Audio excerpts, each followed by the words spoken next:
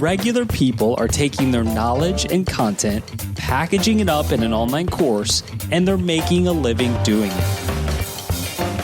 But not everyone is successful with online courses. There's a right way and there's a wrong way, and I'm here to help course creators actually succeed with online courses. Hi, I'm Jacques Hopkins, and this is the Online Course Show.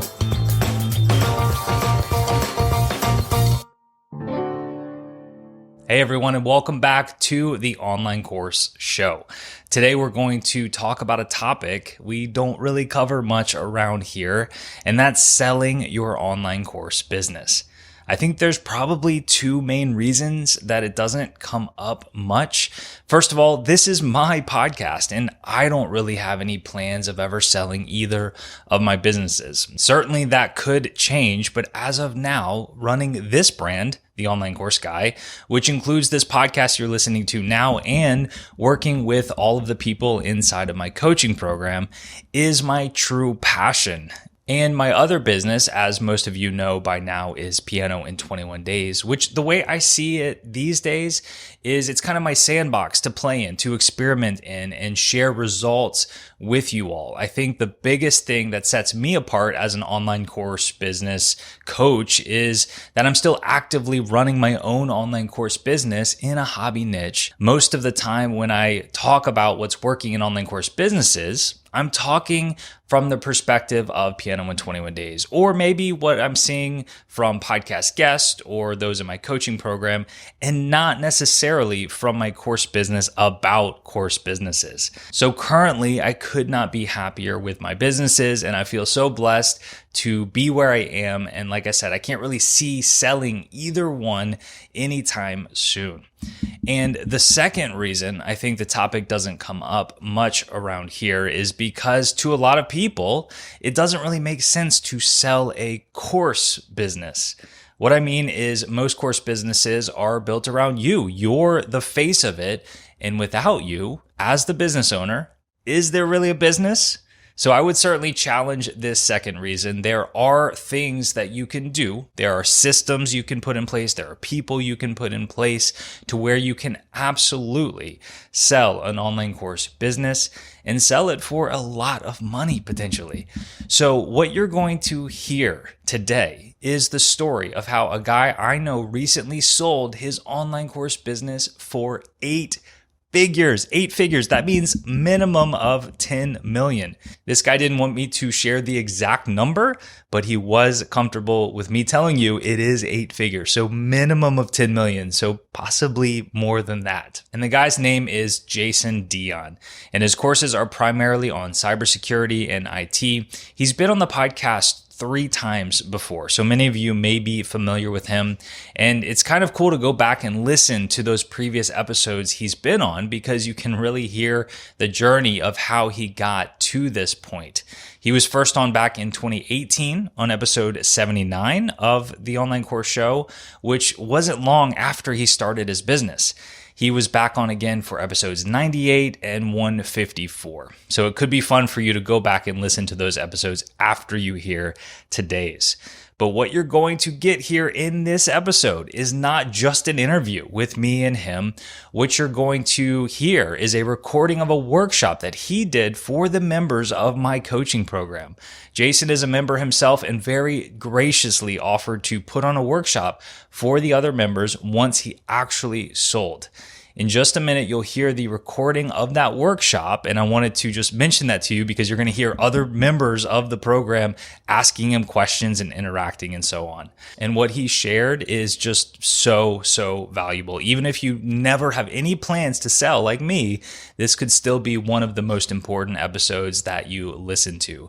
Because the things that you need to do to get your online course business ready to sell are still really good things to do, even if you never plan to sell. It's things like systems and automation. It's having a top-notch team and plenty more that Jason will share here shortly. The feedback that I've gotten from the members who attended the workshop live was incredible. So I just had to share it with more people, and that's why you're hearing it here today. So before I play for you the workshop recording, I have to mention Kajabi. Kajabi is software where you can run your entire course business in it. You can host your course or membership or coaching program right inside of course. But you can also have your entire website there. You can have your landing pages there, your order forms, accept payments.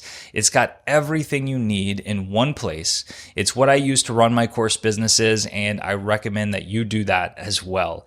And when I built my business from scratch using Kajabi, I recorded the entire process and turned that into a course. So you can follow along with every click that I make as I build my business in Kajabi and just do exactly the same for yours.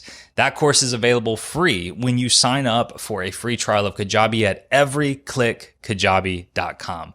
You'll also get a full 30-day trial instead of the normal 14. Once again, that is everyclickkajabi.com.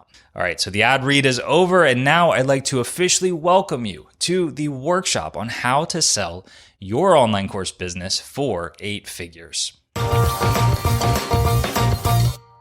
Let's go ahead and get started.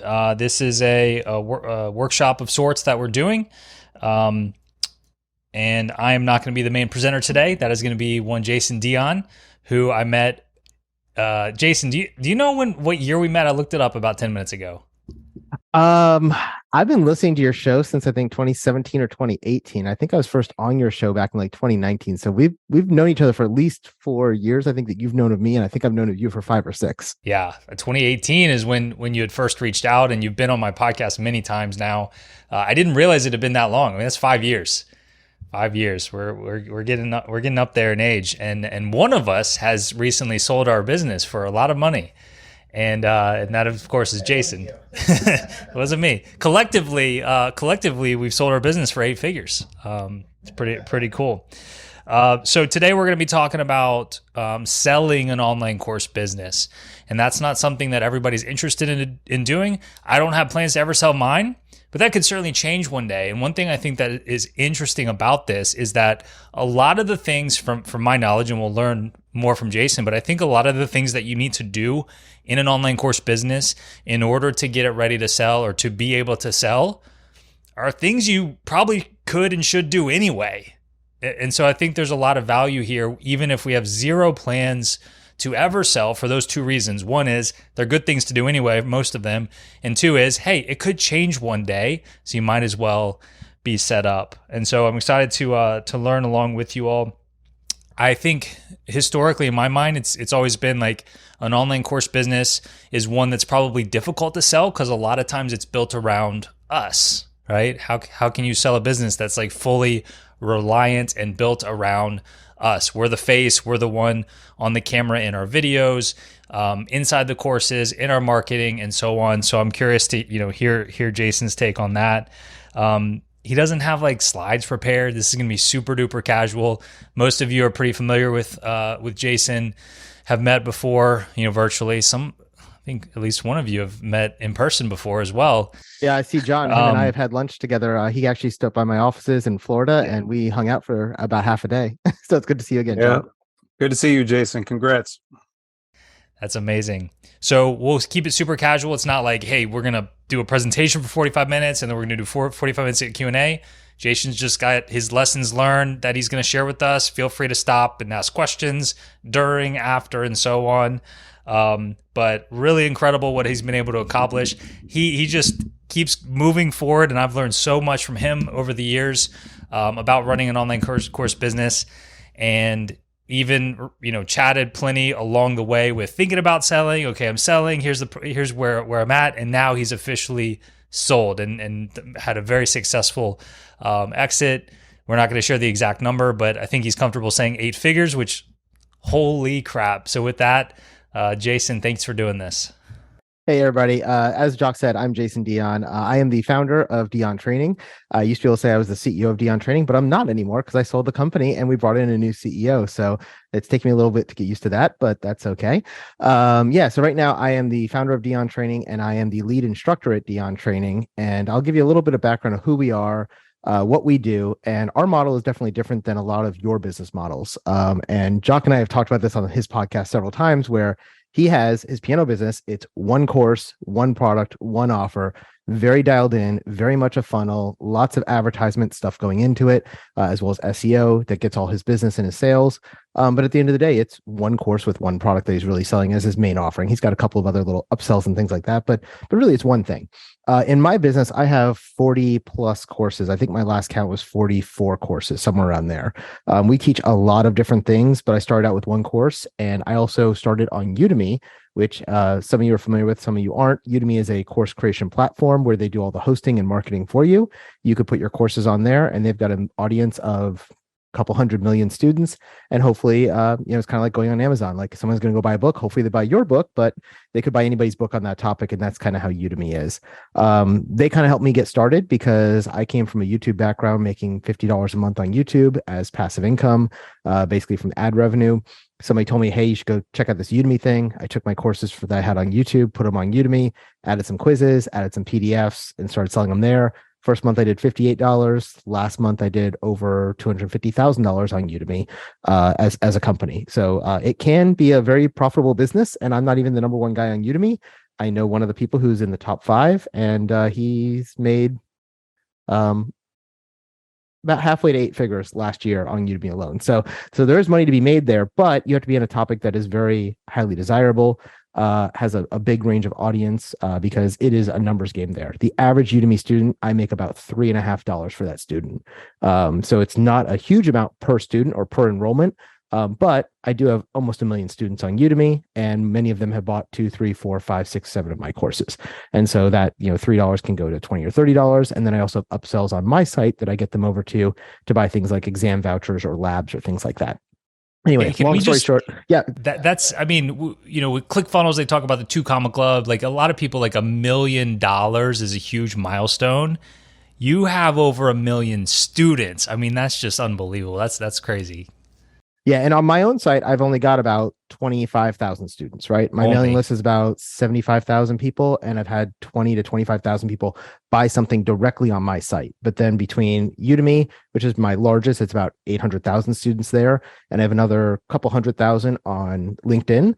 Those are kind of my 2 big platforms. And then my own site has a smaller number of people. But when people buy at my site, I'm making $100, $200, $500 per person. On Udemy or LinkedIn, I'm making dollars, sometimes $5 or $10 per student. So it is a scale thing, right? And if you have something that is a broad product, like I know one of the folks in here, they do things with like Azure apps and cloud-based stuff. You could do really well on Udemy, right? But somebody else here was doing phishing. I remember talking with them a couple of months ago. You might get 100 or 200 people to buy on a phishing course on Udemy, and you might make $300 or $3,000, right? That's not nearly as exciting. So you're probably better off doing Jacques' method, where you're getting smaller students, much higher price, but you have the work of all the marketing and stuff too. But we're not really here to talk about Udemy versus other. I just want to give you an idea of where I come from, because I am a little bit different than Jacques. And then this goes into the concept of, what do you want your business to be? And if you're thinking about selling one day, and I will tell you, when I built Dion Training, I was not thinking about selling. I had no intentions of ever selling this company. When I started it as a side hustle. I was in the military, and I was working full-time for the military. I knew I was going to be retiring April 1st of 2022 after 20 years in the military. And the military, for our pension, we get half our pay for the rest of our life. And so I was making about $10,000 a month. And my goal was, if I get this to $5,000 a month, I won't have to go get a real job when I get out of the military. So at 5 years before I got out, at my 15-year point, I started this company as a way for me to start creating passive income. And that's where I started on YouTube, making videos, trying to get ad dollars up. It took me 6 months. I got to $50, $55 per month. I was like, this ain't doing it. And then somebody introduced me to Udemy. First month was $58. Second month was $150. Third month was $260. Then it was $500. And by my 10th month, I was up to $10,000 per month. So my 5-year goal, I ended up doubling that within 10 months by using Udemy. And it was really built as a lifestyle business. In that 10 months, it was me working on it and my wife working on it. After about a year and a half, I brought in some outside contractors from the Philippines to help me as a virtual assistant and a video editor. And as I went to sell the company, we are now up to 23 contractors and employees in our company. About half of those are employees, half of those are contractors. All the ones in the States are employees. All the ones overseas are contractors. And this brings up the idea of, when you think about your business, is I like to think about everything with the end in mind. I did not do that in this business. I stepped into this business because I was trying to make passive income so I wouldn't have to get a real job. And that's kind of where we ended up. Jacques, I see your hands up.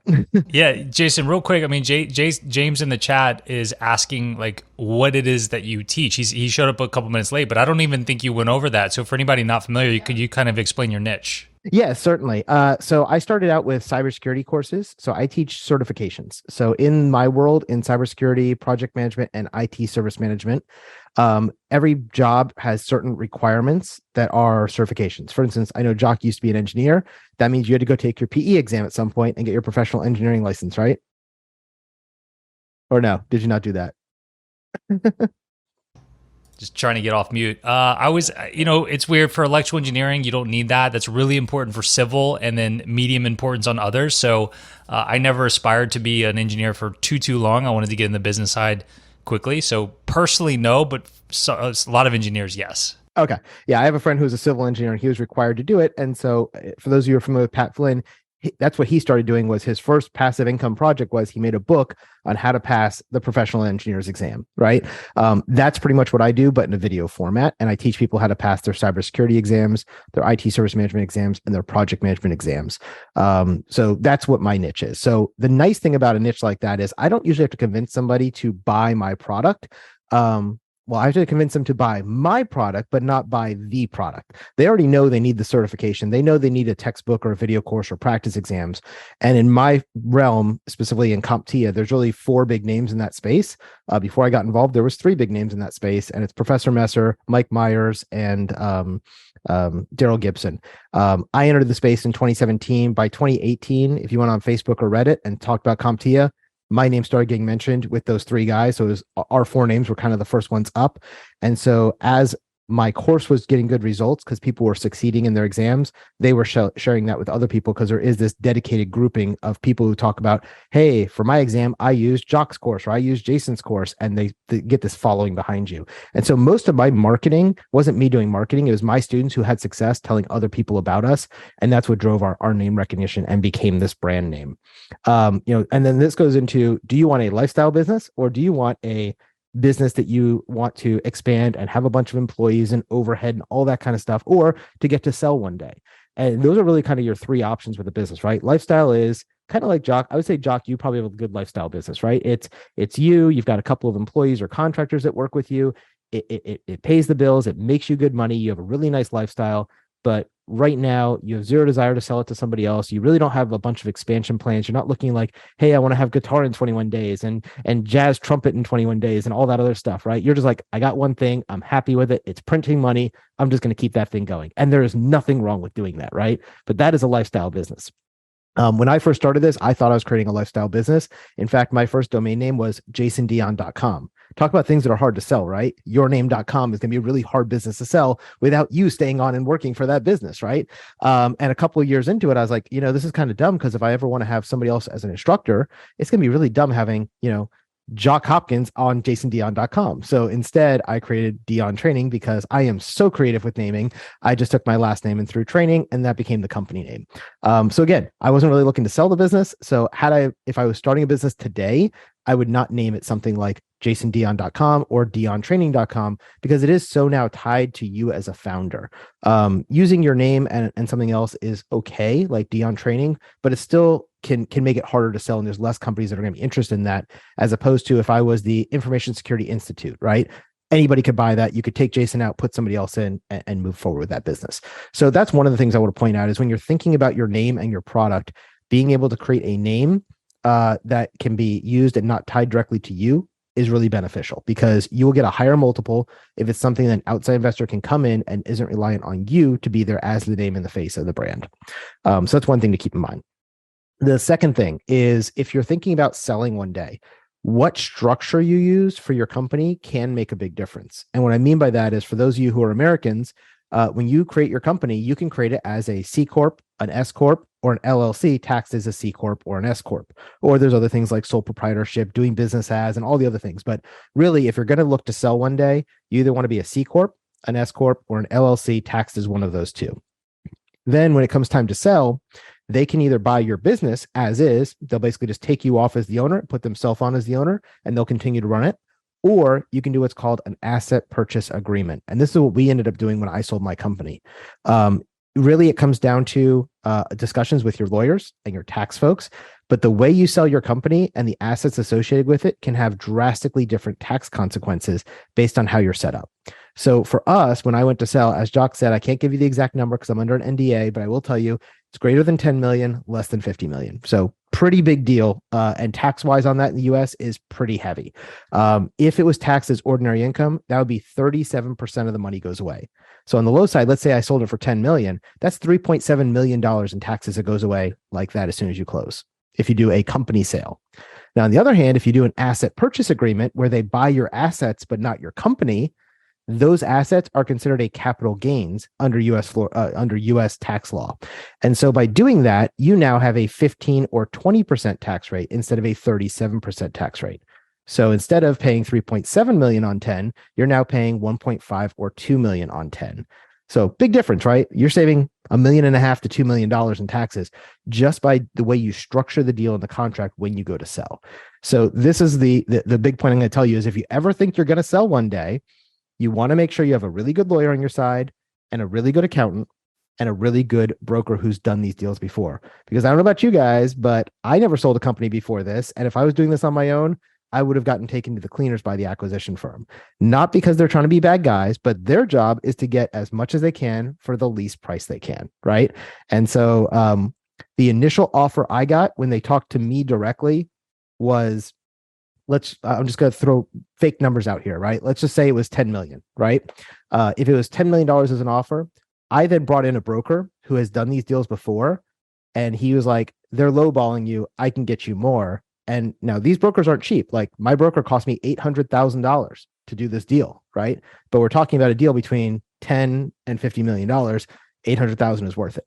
And with his phone call overnight, we got our price to go from, let's say 10 to let's say 15. And those aren't the real numbers, but I mean, it was pretty much that significant. It was about a 50% increase.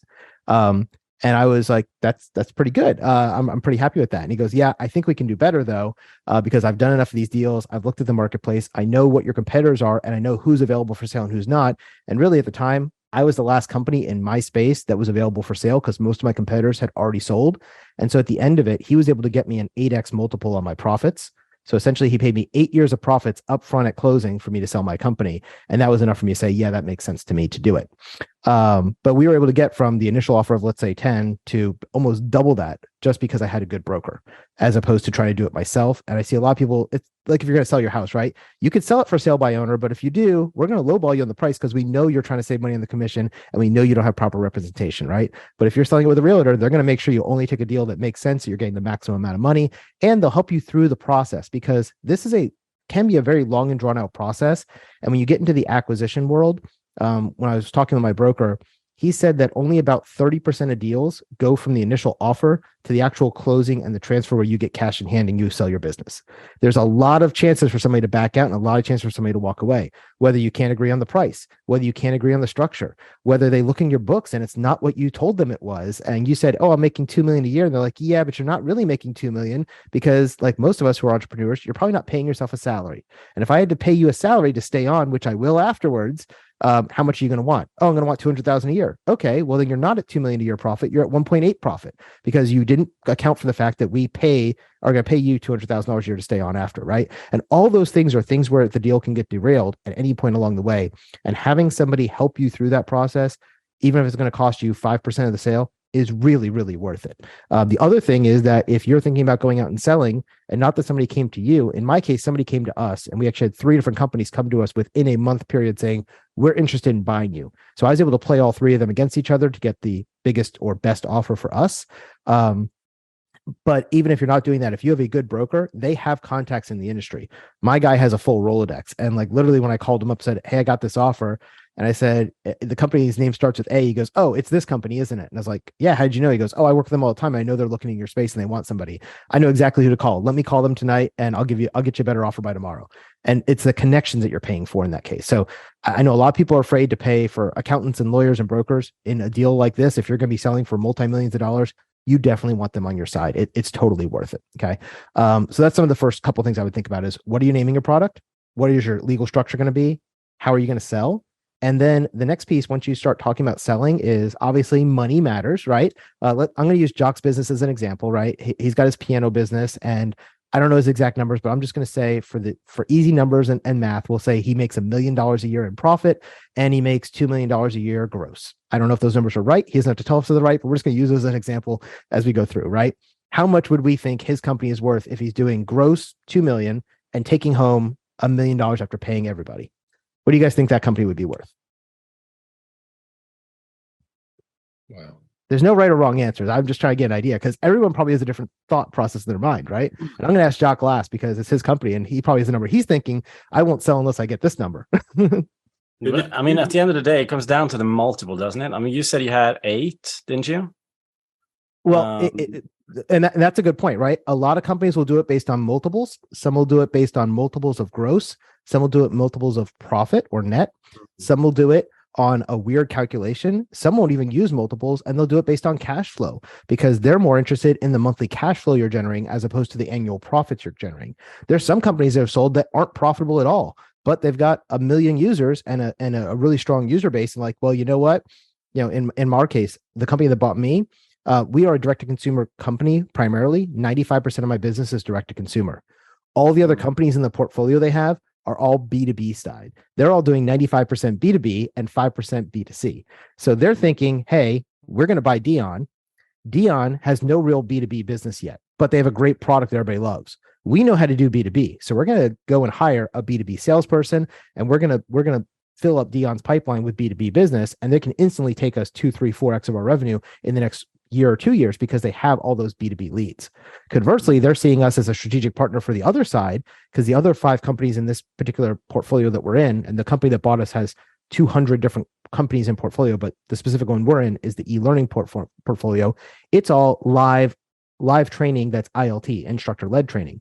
I do everything asynchronous. So they're thinking, hey, Jason knows how to do asynchronous training. We could take all this content we have on the synchronous side, convert it into asynchronous training, and then have a B2C side. So for them, there was how much does Jason make that was important for a multiple. And that's one of the things I was looking at because I'm giving up my annual revenue. So you need to pay me a certain amount of that upfront for me to be giving you 100% of my company away. And what we ended up on was an 8x revenue. But other companies, there is no multiple that works because you're zero revenue. You're profit neutral, for instance, right? Because you're in growth mode. And then they're looking at how fast are you growing and how many users you have and how many have bought from you before and how many repeat customers and all that other stuff that goes into it. So, yes, it can be a multiple, but it doesn't have to be a multiple. And I will tell you, 8x is a really high multiple. Most small businesses are going to get 4 to 5x. I was able to push that up to 8 because I was playing them against other companies. And I was also playing them against the fact that I really didn't care about selling. If they didn't get me a number that I was happy with, if they said 4x, I was not going to sell because honestly, I could sit here and twiddle my thumbs for the next 4 years and collect that 4x revenue because my thing is growing all the time. And if I stop working on it, it will slow growth or it will stop growing, but it's still already it's been like this for the last 3 or 4 years. So those are the kind of things you have to think about. It's not just a number. At the end, business is a personal business, especially for us as small content creators. It's your baby, right? And I bet even let's say if Jacques is worth $1 million profitable, $1 million a year, if I told him I'll give him $5 million right now for his business, he'd probably tell me, yeah, not interested, not enough, right? But if I said 10 million, even though it's a 10x multiple, he might be willing to sell, right? Or he may not because he's happy just the way he is. And so some of it in the negotiation is a personal thing about knowing the person. But yeah, so using those numbers of 2x as a top line and 1x as a profitable, I would say a business like Piano in 21 Days probably is looking at somewhere between 5 and 10 million, depending on how much they want him and how much his name and brand is worth in the marketplace. Piano in 21 Days has really good SEO positioning. It's been around for about 10 years. People know it. People like it. It's got great reviews. So he'd probably be closer to the higher side of 6, 7, 8. But there's some things that are going to be drawing back in his business that they're going to discount on, right?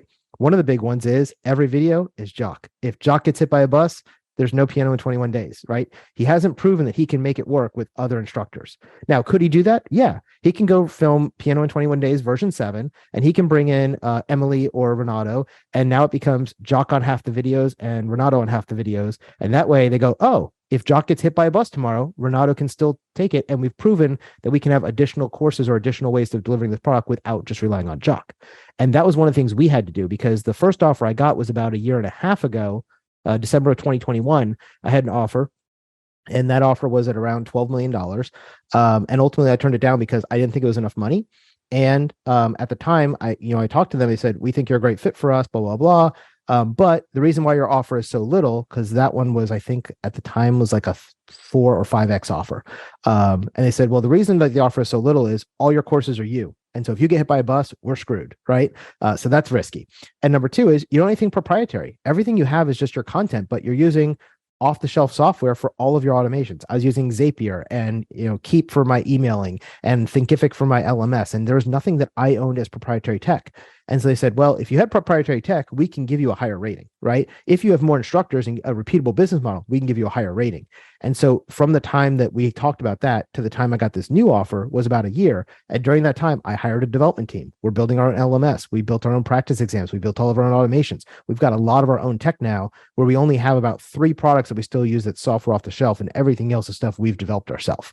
And so that gives us a unique place in the marketplace, because they're now not just buying me, but they're buying my development team that knows what they're doing, and they're buying the software that we've built. Right. And then the second piece is I brought in other instructors. So last year I hired 2 instructors. So there's now 3 of us. Or at that point, there was 3 of us. I hired 2 more again right before the acquisition. So by the time they bought us, I have 5 instructors as W-2s on payroll, plus about another 4 or 5 that I use as contractors. And we've shown that I can create a course, and I can take anybody. Like I could say, hey, John's really smart on business analysis, for instance. Let's do a course together, half with Jason, half with John, and that course will sell just as well as a Jason course. And by doing that, I've now proven that the business is expandable, and they can pour gas onto the fire to sell even faster by putting in marketing dollars, hiring new instructors, hiring more production team. Because as somebody who's going to buy your company from the outside, what they're thinking is, what can I bring to your company to take you from where you are today to 2x, 3x, 4x, or 5x of that over the next 5 years, right? That's their whole game. Is if you're doing $1 million a year, their goal is that in 5 years, you should be at least $5 million a year, right? And to do that, they need to know that what you're doing is already working, and you're just cash limited. For instance, in Jacques' business, I know you use ads a lot, right? And you might be spending, let's say, I don't know, $100,000 a month on ads. If I gave you $500,000 a month on ads, could you 5x your sales? Well, maybe not. You may run out of people who need piano lessons, right? But those are the kind of things they look at. Is in my case, I was not doing any ads. I have done no SEO. I've done no ads. All of my sales are coming from either people who found me on Udemy, or people who found me from Facebook groups or Discord groups or Reddit groups, because people just talk about my product because they've had success with it. And so they saw that and they're like, wow, you guys have done this whole business, and yet you haven't done any advertising. In my 7 years I've been in business, I have spent a total of $50,000 on ads. In total. And that was mostly done 2 years ago during the pandemic, because at that time, a lot of people were going online and looking for courses that hadn't done it before, and we wanted to capture those eyeballs. So we did that for about 9 months. I really didn't make a good go of it because I didn't know what I'm doing in the marketing and ad space. And I used a couple of different contractors, and I felt like honestly, I got taken advantage of by them because they promise a lot and they don't deliver. And that's okay. That happens. It's things we learn in business. But I'll tell you, like, one of the things that the acquisition firm told me that they valued in our business was the fact that we did all this organically. And they're like, well, we know how to do SEO. We know how to do marketing. We already do that with our other portfolio companies. And they're, now that they've taken over, they brought in a team that is doing marketing and SEO. They're bringing in a team that does B2B sales, and all those things where they saw as growth areas. And I saw them as growth areas too. I was just afraid to invest in them because it would be my money on the table as opposed to their money on the table. If you're going to spend $100,000 in ads and none of that comes back, like, I'd cry a little bit over that. I'm sure you guys would too. When I hire a new instructor, it's $100,000 to $120,000 a year to pay that guy or girl. In my case, they're all guys right now. But instructors aren't cheap, right? And so even, if I wanted to expand into a bunch of new product lines that's requiring me to hire 5 new instructors, that's $500,000 in salary a year that I'd be taking on. In my business model, I had the room to do that, but it was something that I was growing much slower than I could because it was my money, and every dollar I was spending was money I wasn't putting in my own pocket to take home and invest in other places too. And so as you start thinking about these things, these are the kind of reasons why people end up selling. I'll tell you the other reason why I ended up selling at the end of the day was because I was really worried about my team. And everybody feels differently about this. I know a lot of corporate America does not value their team, even though we talk about valuing our team all the time. But I see a lot in corporate America was like, you know what? If we close down tomorrow, so be it. Nobody cares, right? And when I started the company, I didn't have an exit plan, right? Because this was supposed to be so I wanted to get a real job when I was done. And by doing that, I didn't plan for what do I do if I was ever going to sell? Or what would I do if I was ever going to shut down? And really, my wife and I were just like, we're going to do this for 5, 10, 15 years, make some money, and then we'll just turn off the lights and go home, right? Well, as it became significant and we started, getting significant revenue, is like, oh, well, it'd be kind of stupid to turn off the lights and on that kind of revenue. We now have value to sell. So that was one thing. Second thing was I now had 20 plus people on my team between contractors and employees. And if I shut down, or let's say Jacques shuts down Piano in 21 days tomorrow, well, guess what? Renato's out of a job, right? And that sucks for him. And so, the way I look at it as a business owner is I have a responsibility to my team. And I was worried if I got hit by a bus, if I got disinterested, if I got divorced, if I died, if I didn't want to do this anymore. All those are things that I was like, my team is going to be screwed because that is their livelihood. And so one of the reasons I was happy about selling was that I know that this brand will now live on and those people still have a job moving forward. And of course, I get a nice big paycheck up front, which is always nice too. So those are kind of the things that, kind of starting out with as we start the discussion. That being said, I'm going to open up questions to anything you guys want to talk about. And I will, that way I can hit the areas that you care about. And then I'll give you a couple of things. The other thing I told Jacques before this is that, in addition to selling this company, I have started another company. And that company I am building from the ground up with the idea of selling it one day. And so the things I'm doing in that company are things based on lessons learned I learned from my other company that I sold, and where the problems lie and where you want to make sure you're doing things if you have the intention of selling one day. So we could talk about that as well. But I do see there's a question in chat, so I guess I'll take that one first, unless you want to do something else first, John? No, that's perfect. Let's use the raise your hand function in Zoom so we don't talk over each other. I've got several questions listed myself that I'll try to intersperse between you guys' questions. But if you've got something, use that.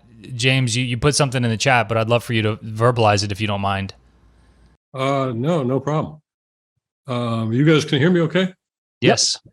So I can't relate to everything about this, but it's fantastic, Jason. Congrats. And I was just wondering, in a general way, you learned a lot about the future of online learning, if through nothing else than through the eagerness of these people showing their cards, like, oh my God, give us your thing. Because and presumably these people have a more clear vision. They spend all their time thinking about this. So what did you learn that could help any of us with our marketing messages right now at the moment, no matter how humble our thing is? Yeah, definitely. So, when I look at it, the market in general for e-learning is booming, right? That being said, there's a lot of places that are struggling right now.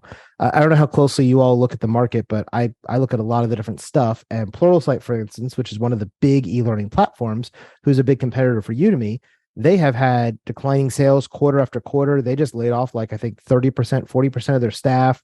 They've done a lot of acquisitions over the last 2 or 3 years during the pandemic. And I think honestly, they overpaid for a lot of things. And so it's causing a struggle for them.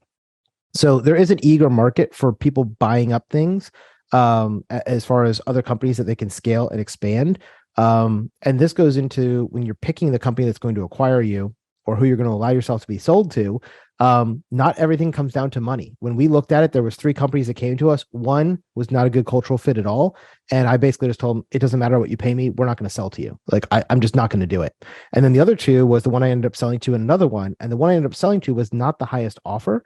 The other one was, but they were a better cultural fit. And the reason is these 2 companies had a different philosophy. The company that bought us is a people-first organization that they actually invest into the businesses they buy. They're not looking to just take on your business and get your cash out. They're looking at putting money into your business and growing it either in terms of instructors, marketing, whatever, to 2x, 3x, 4x, 5x your business. And that's where they make their money. The other company was much more focused on every penny I was spending. And, oh, you spent, $10,000 on Facebook ads. Could you have gotten away with only 8,000? Or you spent, $10,000 a year on active campaign. Can we move you to, MailChimp for 5,000 and save yourself some money? They're very much about cost cutting. And that didn't feel like a good fit for me because I did things like profit sharing for my team. We pay for health benefits for my team and a lot of things that are very costly on the labor side. But I know it gives us a good culture and environment. And the company we sold to was supportive of all those things. The other one, who was offering me more money, was actually worse for my team and worse for my students. And so I ended up not selling to them. That being said, as far as the future of online learning and e-learning, it fluctuates all the time. One of the biggest things that scares me right now in the e-learning market as I look out ahead is how easy it is to create new content. Jacques, I know you've talked about this on your podcast before, but when you started doing your first course for piano in 21 days, like there was no Kajabi out there, right? If you wanted to make a website to sell courses, you had to get a membership plugin if you were lucky, or code it yourself. And then you had to have all these things to build this LMS type of system to be able to deliver this content. Nowadays, it's really easy, right? And the bar is so easy. Any of us can go in Kajabi, sign up with our credit card, and put out our first course by tomorrow if we wanted to, including email campaigns, landing pages, and everything else. That's great. And it makes it easy. The problem is it also is really easy for a competitor to come in. I can tell you the 3 guys that I mentioned earlier in my space, they didn't see me coming out anywhere because I literally just threw up my courses over a weekend. My first course, I started stealing market share from them, like, what the hell is this? And after a year, I was like number 1 on several of the courses. And by 3 years, I was number 1 on every course I taught. And the guy who was number 1 for the last 10 years is now number 2 and number 3. And so the bar being lowered in terms of difficulty is a thing that we all need to think about. What is our competitive advantage and how do we keep our place? Jacques got piano in 21 days. There's nothing that stops me from creating piano in 17 days, right? And I'm like, look, I'm 4 days faster. You guys should buy from me, right? But that's the challenge, is that anybody can do that right now because it is so much easier than it was 10, 15 years ago when it came to making courses. Being able to record your screen, record yourself, doing the audio quality, editing, all that stuff is so easy these days with things like Descript and editing by text instead of having to do it by audio form and all that kind of stuff. So that is one of the things I worry about, right? Second thing I really worry about is AI. And for those of you who use AI, it's a great tool if you know what you're doing. I use it a lot. I use ChatGPT extensively when I'm doing stuff and creating products. The one thing I would tell you is you need to understand the limitations of ChatGPT in terms of its technical ability, as well as the limitations from your ability to copyright the stuff you're creating from ChatGPT. If I just go into ChatGPT and say, write me a script for this lesson in my course, and then I take that and I film it word for word, that is not copyrightable. You did not create that. And that is going to be considered still the copyright or non-copyrightableness of OpenAI. And the reason for that is they actually went out and scraped the entire internet, and they learned from blogs like Jacques or John's or anybody else's, and then they're creating their scripts based on that. And so you could be actually using content that is copyrighted and you don't even know it because ChatGPT doesn't tell you that. So if you are using something like ChatGPT, I highly recommend whatever you take, you scramble that up, you put your own thought to it, use it as a first draft, that's fine, but do not record it as written because you are going to shoot yourself in the foot by doing that, either by getting yourself subject to a copyright infringement lawsuit if you're using the same words somebody else did, or which would be the worst part, or just you can't copyright it yourself. And if somebody else decides to take your course and film it as piano in 19 days, there's nothing you could do about it because you didn't have the copyright to begin with, right? So those are 2 things I would think about there as we talk about the future of online learning. The other thing is that things seem to fluctuate between on-demand versus instructor-led. A lot of students like instructor-led, a lot of students like on-demand training. I only do on-demand training. Most of the other companies in the portfolio I'm in, they all do instructor-led training. And we are basically on opposite sides of the spectrum. That being said, they're charging $3,000 for a course. I'm charging $300 for a course because live instructors cost more money and they have to do it every single week. And so knowing your business and your business model is important. And then the other thing I would say is when you're smaller, there's things you can do that the bigger guys can't. And this is one of the things I did that really helped me get my business going. When I was young and starting out in 2017, I was in all the different Facebook groups and Reddit groups for my topics. And so if somebody was like, hey, I'm planning on taking the Security Plus, I've got a question on how encryption works, I would jump in there and be like, hey, here's how encryption works, blah, blah, bblah. And oh, by the way, here's a video on YouTube that I have explaining this. And in that video, it would say, you could buy the full course, blah, blah, blah, right? And so that was the way I was grabbing students. And I could do, kind of that guerrilla marketing, that hand-to-hand combat. You could do that when you're small. When you're big, it's hard to do that, right? I've got 1 million students. There's no way I can spend 15 minutes with a student on the phone nowadays. In the old days, somebody would be like, hey, do you have 15 minutes to give me some career coaching? I'm like, sure, why not? Let's jump on a call. And then that person becomes a diehard fan and will preach your name all over the internet. And that drives a lot of sales back. So that's one of the things I did when I was young and small that worked. Now that I'm larger, I don't have the ability to do that. And that's one of the ways that as a small person, you're more agile and can really attack those things and get more market share. And then the final thing with e-learning is make your courses designed towards the outcome. I know Jacques talks about this all the time. You're not selling how to play piano. You're selling the ability to play songs for your friends and put a smile on their face, right? Or whatever that thing is, right? It's not the technical thing of what you're doing, right? I'm not selling a certification. I'm selling the hope that you're going to get a better job making more money to support your family. right? That's what I'm selling, right? And so think about that in your marketing. It's the outcome they want, not the thing they're doing to get there, right? I buy a car to get from point A to point B. I can buy a lot of different cars to do that. And that can be based on features, function, price, or whatever. The reason I drive the car I do is because it's more comfortable and it drives itself on the highway. So I don't have to think half the time when I'm driving, because I drive a Tesla and I put it on autopilot mode and it drives me down the street, right? And for me, that was the selling feature. People are like, oh, it's an electric car. I'm like, I don't care that it's electric. I care that it drove itself. That's why I bought the stupid car, right? That's the outcome I wanted, was to free up my mind so I could be doing other things while driving, which again, you should do other things while driving, but you know what I mean. And the same thing with your courses, right? It's not what you're selling. It's not there's a 10-hour course on this. It's the outcome they want to achieve. What do you think, James? Was that thorough enough of an answer for you? That was a command performance. Thank you, Jason. And I know it went on 17 sidetracks, but eventually I think I got back to your question. No, man, that was awesome. You made my question seem a lot smarter. Thank you. So I'm going to jump in with one of my questions here. I would love to hear more about your now that the acquisition has taken place. Like, you're not just wiping your hands and walking away. Like, part of the agreement is that you have to stay on. What is that role, for how long, and so on? That is a great question, right? So this is one of those things that really is up to you in your negotiations of how do you see yourself as you move forward. For any of you who are thinking about selling your business one day, a book you have to get, either Audible or the paperback, is called Built to Sell. Built to Sell is an amazing book that really walks you through the whole thing. It's done in a story-like manner, where essentially they're talking about a company that was a small advertising firm, and they were doing a little bit of everything, and they were a service-based business. And if you're a service-based business, you're going to be lucky to get a 1 or a 2x multiple. And they basically, throughout the book, took this guy from a service-based business to becoming a productized business focused solely on developing logos, which was the one thing they were great at. And they took this business from $1 million a year to $5 million a year. And they ended up selling the business and going through what the negotiations look like and going through a broker and all the things you should be looking out for. And one of the things they always bring up in this book is the idea of the earnout. And have you guys ever heard of the term earnout? Is that a familiar term to anybody? A couple people? Okay. So some people are saying no, so I'm going to explain it. So what an earnout is when you make a deal for selling your business. Let's say I'm going to buy Jacques' company for $10 million. Well, right now, Jacques is the piano guy. I'm not the piano guy. I don't know how to play piano. I'm trying to learn. I have Jacques' course, but I'm not there yet. And so I couldn't take it over and become Piano in 21 Days version 7. I need Jacques. So I'd say, okay, Jacques, I'm going to buy your business. I'm going to pay you $10 million for it, but I want you to stay on for 2 years.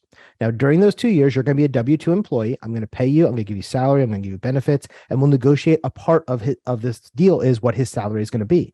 I could pay him $20,000 a year. I could pay him $200,000 a year. Depends on what he's willing to take, right?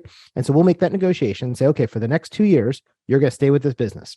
And for the next 2 years, I want you to stay here and be the instructor, the face. I want you to keep doing the podcast. I want you to still do your YouTube channels, all the things I want him to do as an employee. And he'll agree to that for a certain amount of money. Now, the way this earnout works is that if I'm buying him for 10 million, let's say I do an 80-20 split. At close, the day he signs the contract and I now own Piano in 21 Days, he's going to get a check for 80% or $8 million. The other 2 million is being held back for the end of this earnout period. Now, the earnout period is, in this case, we're saying 2 years. I want him to work for me. Now, as we're doing this negotiation, Jacques' going to tell me why he's selling in the first place. It may be that he's now 60 years old and he wants to retire and go to a beach and not work anymore.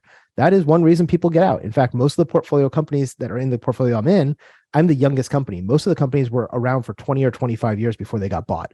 And so most of their founders are now 50, 55, 60, 65. And like, I want to go to the beach. I'm done with this, right? And so they're selling it in the hopes that somebody's going to come over and take over their business and they're getting a cash out. I'm a fairly young guy. I'm only 43. I'm not done working yet. So I'm happy to stay on with the business for a while. And I'm staying there as a lead instructor. So in this case, where I have Jacques' deal, we split it up $10 million, $8 million up front, $2 million at the end. And we'll tie that earnout to performance that he is able to help us with. If he stays on as the CEO, because I don't want to run this business, I just want to own the business. I could say, Jacques, you're going to stay on as CEO. I'm going to pay you $200,000 a year. And over the next 2 years, I expect that we're going to do whatever the number is based on your forecast, right? He may have said that when he sold me the company, this year I did 2 million in gross revenue. Next year, I'm going to do 3. The year after that, I'm going to do 5. And so I'd say, okay, I'm going to buy you. I'm going to give you 80% up front, 20% as an earnout. And if in the next 2 years, you do hit those numbers that you said, which was 3 million for this year and 5 million for next year, 8 million total gross, then I will give you another $2 million. If you are less than 8 million, you get nothing. If you're more than 8 million, there's usually like a little range, like between 8 and 10, you'll get, the 2 million. And if you get up to 10, then maybe you get like 3 million or something like that. But that's all negotiable in your deal. But essentially, this is the carrot, right? And they want to hold Jacques on. Now, Jacques can quit anytime. If he signs today, he can still quit. But if he quits before that 2 years is up, he's giving up that 20%, right? But this is also something you can use in your negotiations, right? You can have more upfront, less as an earnout. You can have all upfront and no earnout. Or what I ended up doing was I was really confident in my numbers. And when we got down to negotiation, I told them, hey, I think we're off by a couple of $1 million on price. I want a couple $1 million more. And originally they had offered me an 80-20 deal. And I said, look, I'm really confident in my numbers that I'll go down to a 50-50. You give me half up front and half as an earnout over 2 years. And in exchange for that, because I'm now taking the risk that we're going to hit the numbers, if I do hit my numbers, I want this number. And so, I was able to get it up, $2, $3, $4, $5, $6 million more in value by making that kind of a trade-off. Because what I did was I de-risked it for them as the buyers, because the buyer is thinking, hey, Jacques says he's going to do 8 million, but what if he only does 5? Why would I give him the whole price for that? I should give him less because he's not hitting the numbers I bought it based on. And so that's one of the things you can do as part of that earnout. And so that's one of the things to keep in mind too, as part of your thing is, are you willing to take more of the risk, or do you want them to take more of the risk? And if you're one of those people who's like, I'm 70 years old, I just want to hit the beach, I don't want to work anymore, I just want to sign the paperwork, do a 90-day transition, and I'm out the door, I want 100% of the money up front, there are companies that will do that. But you're going to get less than if you stay on and help them with that transition and help them with that growth. So in my case, I ended up doing a 50-50 deal where I got less money up front and I'm going to get more in 2 years if we hit our numbers. And right now we are on track to hit our numbers. And that is the numbers that they're using was the numbers I gave them in the forecast of if I kept running the business the way I was running it the last 5 years, this is what our numbers would be. And in addition to that, they're giving me salespeople, they're giving me marketing dollars, they're doing all that stuff that helps us build even more. So if we don't hit our numbers, there's something really wrong, right? And that's why I was willing to take that type of a chance. So those are the things you can think about. The other thing, I think the other part of your question, Jacques, that I didn't cover yet was, what does the transition look like? And what does it look like from the time you get an offer to the time you close, and then from the close to where you are today? And right now, we closed on May 12th. At the time I'm talking, it's now June 29th. So we've been closed for about 6 weeks at this point. So I can talk up to that point and then what the plan is for the rest of the way going forward. So we started talking with this company back in November, December. We finally got to a number that we were happy with in March. And again, I kind of slow rolled them on that because we were pitching them against 2 other players that were also interested in buying us. And I was still trying to decide if I wanted to end up selling at all, because I didn't need to sell. And I was thinking I might sell in a couple of years, but I wasn't necessarily ready to sell yet. So anyway, once we decided on the number, that goes through what's called an IOI, which is an intention or indicator of interest, I think is what it stands for. It's essentially a 2-page letter that says, hey, John, I'm interested in buying your company. As I understand it, your company made X in dollars last year, or we'll use the example of Jacques' company again, right? You made $2 million in revenue last year. You made $1 million in profit. Based on that, I'm prepared to offer you a 80-20 deal where I'm going to pay you $10 million and I'll give you $8 million right now. And I'll give you $2 million at the end of 2 years. And I expect you to stay on with the company as the CEO and the lead instructor, continue to run this thing for us. And, we want you to hit at least $10 million in revenue over the next 2 years. And if you do, we'll give you that $2 million bonus, right? That's kind of lays out the basic terms. Now, none of that is legally binding yet, but it's just the shot across the bow, for lack of a better term, right? It's what do you think you're willing to accept, and see if you guys get into a close range. Now, if I said 10 and he's like, no, I'm not doing it for less than 20, then we can go back and forth. And I might say, well, I can do 15. He goes, nope, I need 20. I'm like, I can't get to 20. 15 is the best I can do. He might say, nope, and walks away. Or he might say, you know what? Okay, I'll do 15. But I want this, this, and this, or I want this higher salary, or whatever it is. Or Jason, you didn't value my business right because you weren't thinking about all the one-on-one coaching I do as part of OCG. Or it may have been that he included all of that in one company, which happens a lot because it's all under the Hopkins media brand, isn't it, Jacques? That's correct. Yes. Yeah. So if I wanted to buy piano in 21 days right now, I don't care about OCG coaching. That's not my business. I don't want that. I just want piano, right? But if I look at his books, it's going to say he's making $2 million a year, and half of that might be OCG coaching. I don't know, right? And so as we get into due diligence, he might go, I really love OCG coaching, and it really doesn't have anything to do with piano business. So I want to spin that off, and I'm going to own OCG coaching as a new brand, and I'll sell piano to you, Jason, right? And we can make that negotiation, and that will affect all the numbers too. But all of that gets discussed in this IOI. Once we get to some place where we're pretty happy, we both have said, yep, we think we're in shooting distance of each other, then we can move into what's called the LOI. And the LOI is where you actually put the exact numbers down. Getting to that LOI from the IOI is usually about a month process. And during that time, you're going to be giving them access to your books. They're going to see how many sales you have, who your biggest customers are. They're going to want to see who's your top 15 customers, who's your lowest 15 customers. What is your rate of people rebuying if you're in a business where people rebuy? For example, I have 42 courses. How many students buy more than 3 courses from me? They want to know that number, right? Because part of the business model is, can I get repeat buyers? Or if I'm Jacques' case, he only has 1 course. So, it's all about how many people go to his website. Out of those number of people, how many go into the webinar, how many of the webinar will actually buy, how many who buy will tell their friends and get a referral. And if he knows all those numbers, that's going to make it really easy for him to justify why he's worth more or less. And so we go through all that, and we go back and forth, and we agree on a number, we agree on a timeline, and then the lawyers start getting involved, writing up the exact contract. And once that's done, for us, that took 52 days from LOI to closing, which is really, really fast. Most companies do it between 90 and 180 days. It can be 3 to 6 months. And during that time, they're bringing in their lawyers and their accountants, and they're going through all your books in detail. And they're trying to figure out exactly how much does it cost for you to support a single student. And as you're trying to figure out, what is, if I have 1 student versus 100 versus 1,000 versus 1,000,000, what is my incremental cost going up? And some of those are really easy. For instance, we give a textbook with each course. So I know that's $69 per course, but some are really hard. Like, how much of my hosting bill is associated for 1 student? How much of my student support analyst who makes $40,000 a year is supported by 1 student, right? And try to get those numbers down. It takes a lot of time to get all that done. And the more complicated your business, the longer that due diligence period can be. Now, once you get through all that due diligence, you guys sign the papers, you guys go through, you sign the documents. The same day you sign, there's money in your account. I look at my bank account and boom, there's millions of dollars. I'm like, woohoo, this is awesome. And then the real fun begins, because now you have transition, right? And for the next 90 days, you're going to be transitioning over your company to your new company. In our case, we did an asset purchase agreement, which meant they weren't buying my company. They were buying my intellectual property. They bought all my IP. They bought all my content. They bought my name and my likeness in terms of cybersecurity training stuff. I have a non-compete. I can't go work for Jacques and create cybersecurity in 21 days. That's not allowed. I can go teach a piano course if I wanted to, because that's not in my scope. And there's certain things we carved out that I was allowed to do, and certain things that I gave up and I wasn't going to do.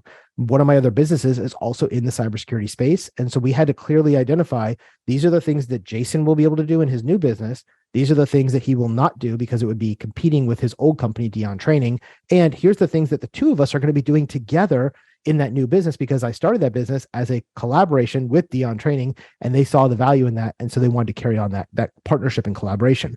So I still own part of my business from that company. I own that company, but I don't own Dion Training anymore, but they still do work together. And then, like, the building that Dion Training is in, I own that with my real estate company called Dion Solutions. So they're actually paying me rent to rent out the studio space that they're using for the next 3 years until they move to another building or they re-up their contract again. But there's things like that you can do as you build those things out. Now, as far as the transition, right? What is your role going to be after you sell? This is something you have to decide on, and they're going to have some opinions on that. You're going to have some opinions on that. I will tell you, for me, one of the reasons I was open to selling is because I did not want to be the CEO anymore. I didn't want to have to deal with payroll. I didn't want to have to deal with finances. I don't want to deal with inventory. I want to go back to doing what I loved, which was teaching. And I found that over the last 3 to 4 years, I have done much less teaching than I do everything else I do. Right. And some people don't really like the teaching part of the business, and they much prefer the business side.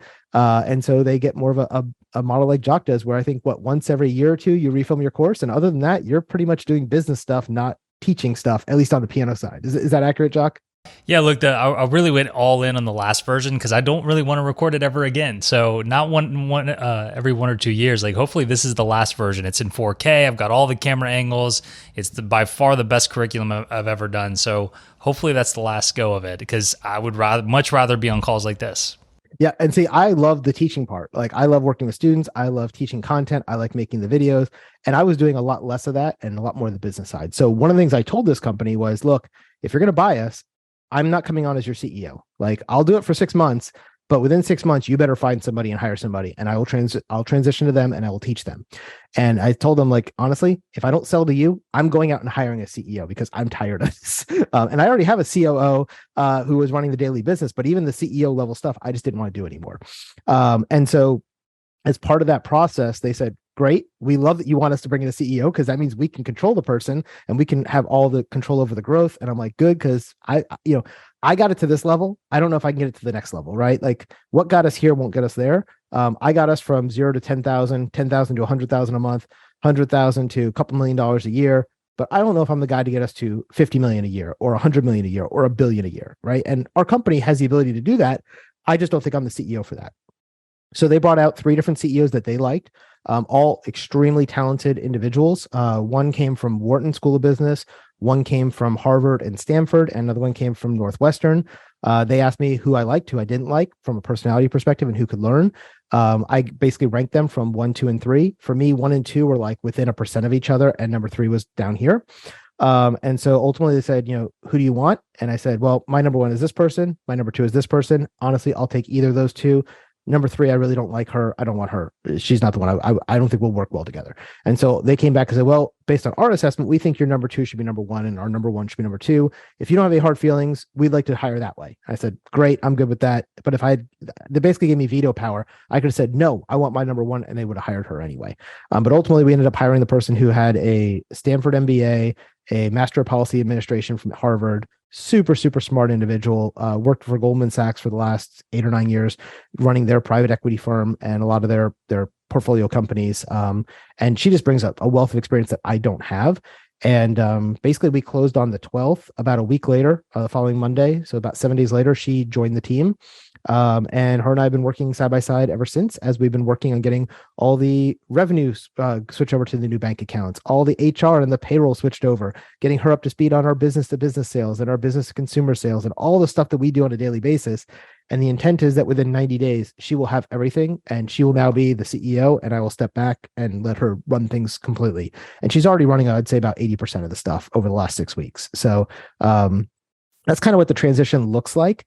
And I'll tell you, it's probably a lot scarier for my employees because, they really didn't know this was happening until a week before we were going to sell, because I didn't want to get their hopes up that we were going to sell and that they were going to get a closing bonus and things like that if it wasn't going to happen, or I didn't want to freak them out if it wasn't going to happen. And so the only people who really knew it was happening at the time was me, my COO, and my CTO, because we were the ones who had to be involved during all the due diligence discussions.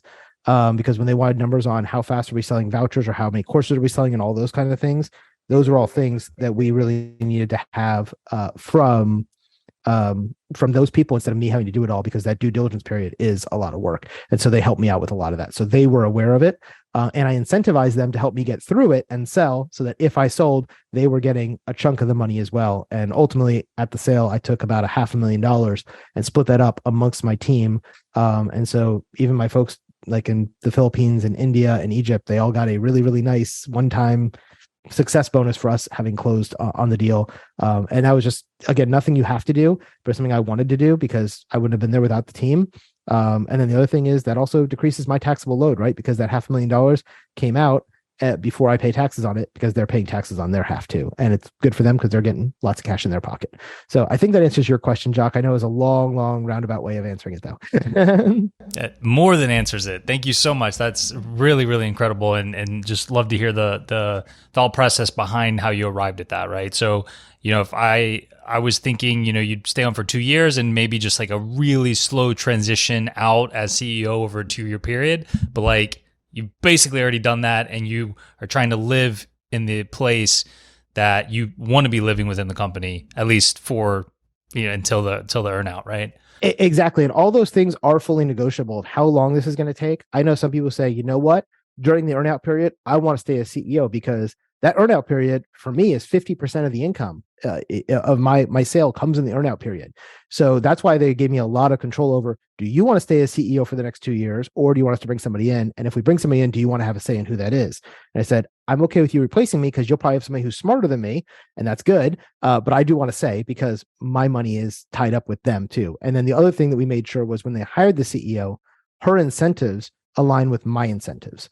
And what I mean by that is, if you've never hired a CEO, most CEOs, their compensation is not based on their salary. It's usually tied to profitability, profit margins, gross revenue, or net profit. And so, they may get 20% of their pay as a salary, like you're going to get $50,000 a year, but their actual compensation is probably 2, 3, 400,000 because it's tied as a percentage of profits. And so My earnout was based on my gross revenue number.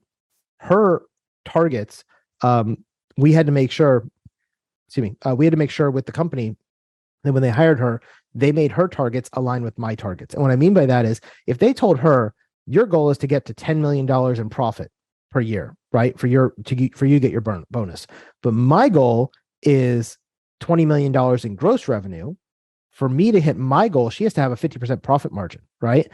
And so, because 100 or 10 million times 2 gets you to 20, right? So I wanted to make sure that since they were grading me on gross revenue, I wanted her graded on gross revenue too. That way we're both in alignment and we're both running the same direction. Similarly, they were really happy about her being the CEO because in her contract, they have a thing on the profit margin she has to have, whether that's 20%, 40%, 60%, whatever that number is.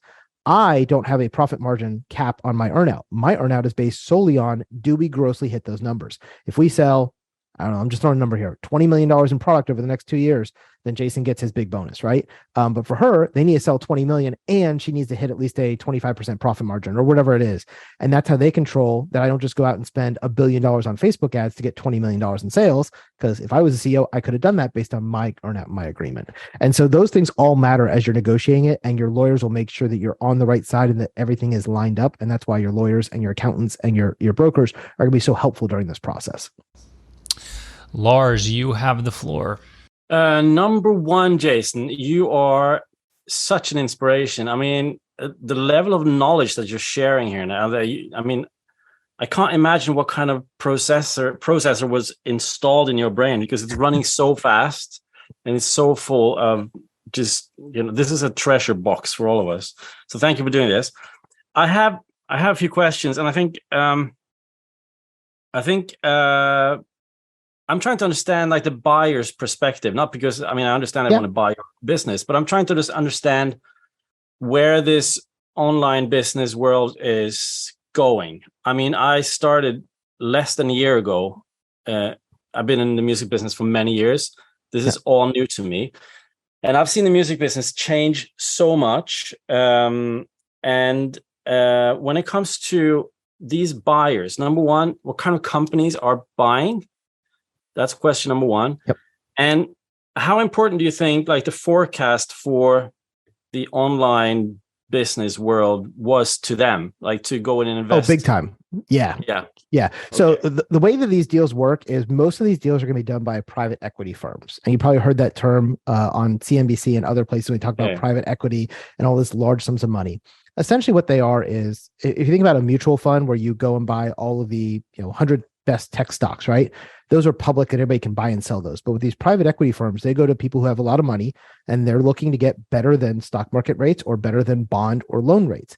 And so they will invest in these companies. And these companies, if they're good at what they do, they buy up a bunch of these little firms and they put them together into this big conglomerate that makes them a lot of money. So the company that ended up buying us is named Excel Learning, AXCEL. And you can see that if you just Google Dion training acquisition, there's articles out there that talk about that. And they are owned by a larger company, which is known as Alpine X. And they're a Silicon Valley venture capital firm that does private equity and acquisition. So in the larger firm, they have about 250 companies. The smaller portfolio that we're in is called Excel Learning. And we were the 6th company, and they just acquired a 7th one like 3 weeks after us.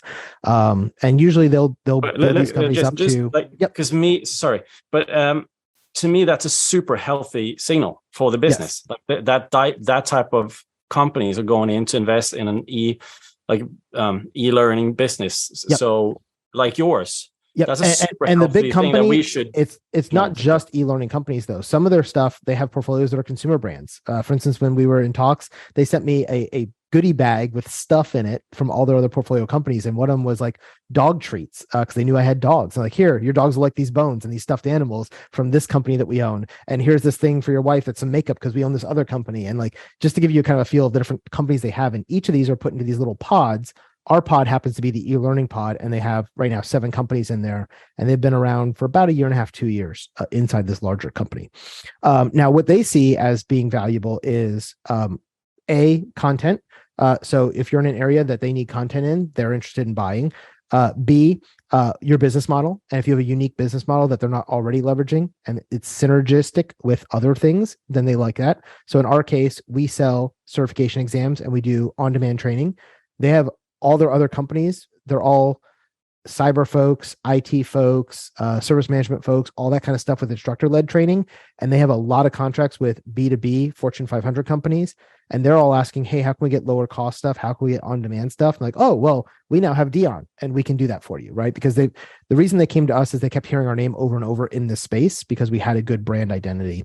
As far as your other question, as far as, why do they want to buy a company like us or a company like you? They're trying to find a way to either A, find a business that's already heavily cash flowing and keep running it, and that way they can just get that cash flow out, or B, something they see that is not optimized yet that they can build on. And again, like I said, this company they've got that bought us, they've got folks who do nothing but web dev all day long. They've got people who do nothing but marketing all day long, nothing but B2B all day long. And so they can go in and go, oh, Jason, you're not doing any B2B. You're doing 5% of your sales are B2B. We can get that to 50%. And by doing that, we can increase your revenues 2x. And they can do that because they already have those resources to bring in, and they know what they're doing because they've done it time and time again for other companies, right? So that's the value proposition on their side. Now, this brings up our side of it as the seller, right? Why would we want to sell if they see all that value, right? Why wouldn't we just do it ourselves, right? And we could, right? There's nothing that would have stopped me from hiring my own CEO, hiring my own B2B person, hiring a marketing firm to start doing marketing and try to do all that kind of stuff for us. But it comes down to, do you want to be in that business to grow it that way? Do you want to keep it as a small lifestyle business, or do you want to be able to cash out and create a liquidity event? And for me, as I looked at my portfolio of things that I own between real estate and my businesses and my own personal stocks and things like that, my business and the value they were giving me for that business, it was probably 90% of my net worth. Right. And I've saved up quite a bit of money outside of my business too, in real estate and stuff like that I've bought and rent out. But at the end of the day, like, my business has grown so much and it become this big, massive thing. But it's like your house. Like, if I told Jacques right now his house was worth $20 million, it doesn't matter because he can't eat his house until he sells the house. Right. But instead, if I go, I'll give you $20 million. Now you can go move and buy yourself a new house. He could take that $20 million. He can go buy himself another house for $1 million and do whatever he wants with the other 19 million. Right. And it's the same kind of thing in my world that I was looking at. I was like, I'm good staying and continuing to collect money every month or every year in my profits, or I can sell and get a very large upfront that I can now take and do other things with it, like my other business, like stocks, like real estate that I bought and things like that. So it diversified me. And as I said before, I don't think I'm the guy to get my company to 20 million a year or 50 million a year or 100 million a year. I'm really good with the small company and building it. I've done that several times and I've sold businesses in the past. This is actually the second business that I've created and sold, and I'm working on number 3, and number 4 now. But I think that for me, the excitement is building and getting to that, 5 million a year revenue or something like that, and then selling it. And I think this brings up another point: is how big do you need to be before somebody's going to be interested in you to buy you? Your gross revenues need to be between 5 and 10. Your profits need to be between 1 and 5 million a year for people to start really getting interested. If you're below that, most of the good quality institutional buyers, you're too small, they're not going to want to buy you. The people who will come to you when you're smaller, when you're making 100, 200, 300,000 a year, because I had people come to me back then, they were offering 2 and 3x revenue, which is like not worth it. I'm like, dude, I could just turn off the switch and collect checks for the next 3 years and be no worse off. So I think if you're thinking about that you want to sell, your goal needs to be to get yourself to 5 to 10 million in annual revenue, top line, and 1 to 5 in profit. And if you can get there, you now have a business that's sellable. And obviously, the higher profit margin, the faster growth period, those are all going to give you higher revenue and models. For us, we were going up between 50 and 100% year over year for the last 5 years. So we had a very hockey shape type growth, which is why I was able to command a 8x revenue instead of a 4x or 5x revenue. Can I shoot my second question, my last question? I think sure. I'm just going to stop because that's. Can you share which key things you're doing differently in your new business, in terms of, I guess you want to get up to speed faster, definitely. Like your first time, how do you move into creating something new now in terms of getting up to speed faster, but also prepping for a potential sale in the future? What are the different things you do? Yeah, so this also ties into Chris's question in chat. So I'm going to read that and then I'll answer your question because I think they both go together. He said, if you're comfortable saying what the new businesses you're creating to sell is, he'd be interested to hear about that. And he has a friend who built a brewery that sold for high 8 figures, but he was interested in chocolate too. So he built a chocolate company using essentially the same formula, ended up selling that a few years later as well. So yeah, it's very similar to that. So as I mentioned, I teach certification exams. So right now, the biggest partners that we have is Axelos, which is owned by PeopleCert, and they do IDLE and Prince 2. There's another company called CompTIA that does all of the plus exams like A plus, Network plus, Security plus, and we teach all of those. And then there's another one called Project Management Institute that does PMP, Project Management Professional. We teach that. And we also have Linux Professional Institute that teaches all the Linux certifications. Well, that's what Dion Training does. We teach other people's content, but we don't own the content. We don't own the exam underneath. And the challenge with that is, unlike piano, where anybody can teach piano and nobody can stop you because it's been out for hundreds of years, when there's an IT certification, the company that made the certification owns the name. Excuse me. They own the name, they own the rights, and they can control who can teach it, how they can teach it, and what underlying costs there are. So for example, when I work with CompTIA, they have a very hands-off approach. Their idea is, we don't care who teaches it. We don't really care how you teach it, as long as you teach it, because at the end of the day, someone's going to come to us and buy the exam voucher and pay us to take our exam. So if they're using your textbook or Jacques' course or somebody else's thing on the internet, we don't care because we're still going to collect that $400 when they sit down and take the exam, right? That's their philosophy. Now, on the other hand, I work with PeopleCert and Axelos, and they have a completely different philosophy. They are very controlling over their copyright. They own the textbooks. They own the exams. They verify everybody who's going to teach it has to be certified through them and pay an annual fee to be certified to teach it. So we pay them a $2,000 a year fee just for me to be able to teach their content before I sell a single product. And then in exchange for that, I get discounts on their textbooks and their vouchers and other things, but I have to follow their rules. And for example, when I first started teaching their content in 2017, they were more like CompTIA. And they said, you could teach this anywhere you want. It doesn't matter because they're still going to take our exam at the end of the day.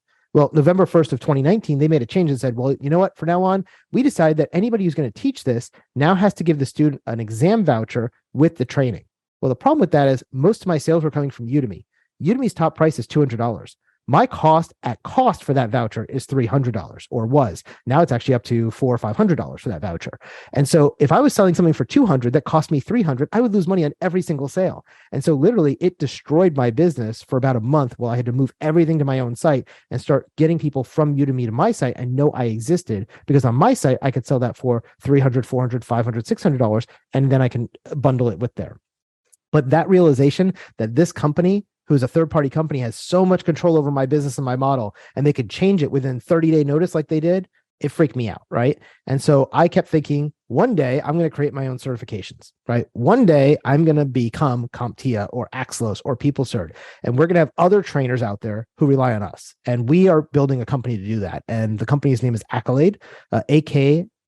I can't spell Accolade.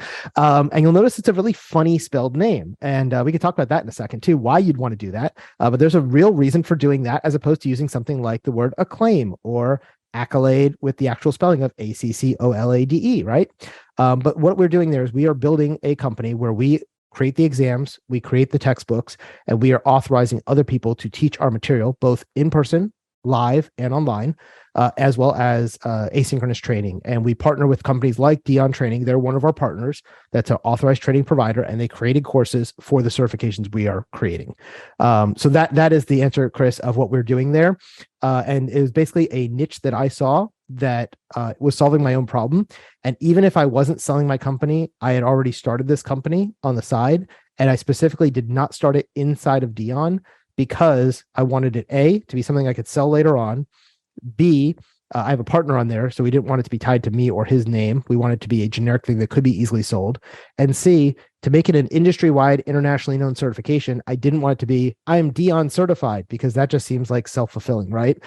So instead, we wanted a separate brand that is not associated with or owned by Dion Training, so that Dion Training can still be the world-class provider of training it is, and Accolade can be the world-class certification provider. And by us having not just us teaching it, but anybody teaching it, it has more credibility around the world and in the industry. So that's kind of the direction we went with that. But very similar, and that's why in my sale, we had to very clearly delineate Accolade can do these things. Dion Training can do these things. Jason will not put out official training under Accolade with me in videos, right? If I'm going to make videos for these certifications, it's going to be under Dion Training. That's part of the agreement I had. And that aligned with my vision anyway, because I don't want Accolade being the training provider. I want them being the certification company. So I think that answers Chris's question. Now going back to Lars's question, can you restate? I think I missed the second half of what you wanted to ask. So let me grab that from you again. I think no, it was more like what were you doing differently this time? Because now you answered what you're doing, but like what are you actually doing differently to get up to speed faster and also to prep for a sale? Because now you're actually aiming for an exit. Yep. So we'll start with the prepping for the sale first, and then we'll talk about what we're doing to go up to speed faster. So to prep for the sale, we did a number of things. One is this company is actually a partnership. So it's an LLC. We're taxed as an S Corp. We have two owners. Each of us own 50%. I come from the training background. My partner comes from the hiring manager background. And we noticed one of the things we needed to do in the certification space is if hiring managers aren't asking for your certification on job descriptions, students aren't going to take it. Right. And we see this all the time, even with really popular certifications. CompTIA is a very well-known provider. They've been out since 1994 with their first certification. Back in 2018, they came out with a new certification called Pen Test Plus. It's been out for 5 years now. It's still not as popular as CEH, only because CEH has been around since 2000, and CEH has been asked for on every job description for a pen testing job pretty much for the last 20 years. And so even though it's a better certification from a really well-known provider, it still hasn't gained the traction that CEH has just because they had a 20-year head start. And we knew we were going to be going against that uphill battle. So one of the reasons I brought my partner in is he has such a wide network of people in the HR industry that if we can get them to start asking for Accolade certified, blah, blah, blah, people are going to start buying Accolade certified, blah, blah, blah, right? That's what's going to get us faster. So we know that the answer to the certification game is get the HR people to ask for it because that drives all your future sales. The other thing we know is it's going to be a 3 to 5 year game plan. It's not a fast thing. HR is super slow to get things updated. So we know, and we built that into our runway and we built that into our timeline. For us, the other thing we've done is we've already put a number on the table that he and I are comfortable with, that we know when we get to that number, we would be happy to sell, right? And our goal is to get somewhere between $20 and $50 million by the time we go to sell is our goal. And we know to get that kind of a number, we need to get into around a $10 million per year gross revenue. 10 to 15 million per year gross revenue would get us between 20 and 50 million on an exit.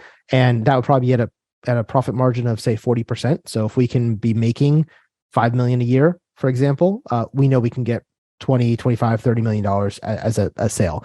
And our timeline for that is we're looking at 5 to 10 years, right? And we just started this company back in February. So hopefully by 2028, 2030, we'll be looking to start selling it. By that point, we're hoping we'll have 1 million students that are certified. Our name is out there. People are looking for us. We've got, 6 or 12 certifications out there. We have 2 coming out this summer. We've got 2 more coming out right at the beginning of 24. And then we've got 2 more that are going to be coming out later in 24. So basically by the end of next year, we should have our first 6 certifications out. We think that should get us up to hopefully $1 million a year in revenue within the first 2 years. And that puts us in a good position to get to where we want to be in 5 years. Other things we did to make sure we're preparing for the sale. Legal contracts in place. This is something I did not do with Dion Training. Dion Training was started by me in my basement with my laptop, not knowing what the hell I was doing. It was basically, I recorded some videos, I threw them online, I made some money. And as it got bigger and bigger, everything just kind of got bolted on and it became this Frankenstein. One of the things I've done with Accolade is from the beginning, we have designed exactly what we're going to do for the next 5 years. So we have a roadmap. We have a business plan. We've already designed the website, even though right now, if you go to our website, you see a single page. We already have the back end all built out. We already, in the next 2 weeks, we'll have the full website finished, including student portal, registration, annual fees, all that kind of stuff has already been built out and thought about.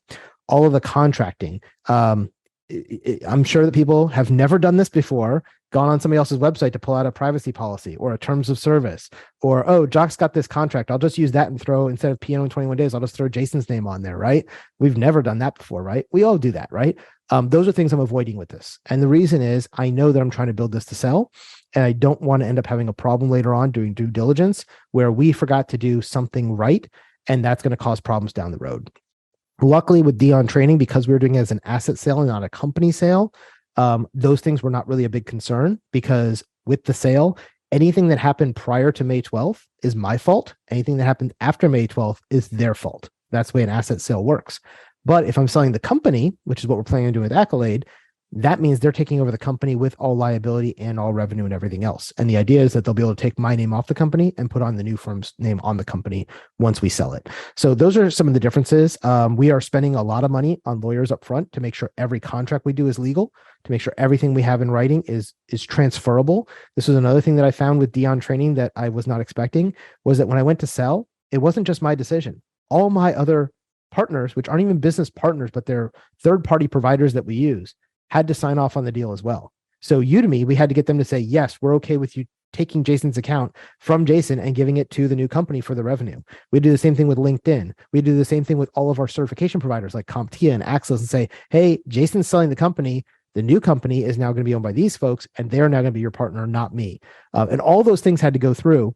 So all the contracts we're doing with Accolade, every contract we have in writing, it already has an assignability clause that says at any time Accolade is able to sign over this agreement to a new third party, and they will now take over all the roles and responsibilities of Accolade. So if I sold this to Lars Inc., Lars Inc. is the new Accolade, right? And you can run it tomorrow just as you.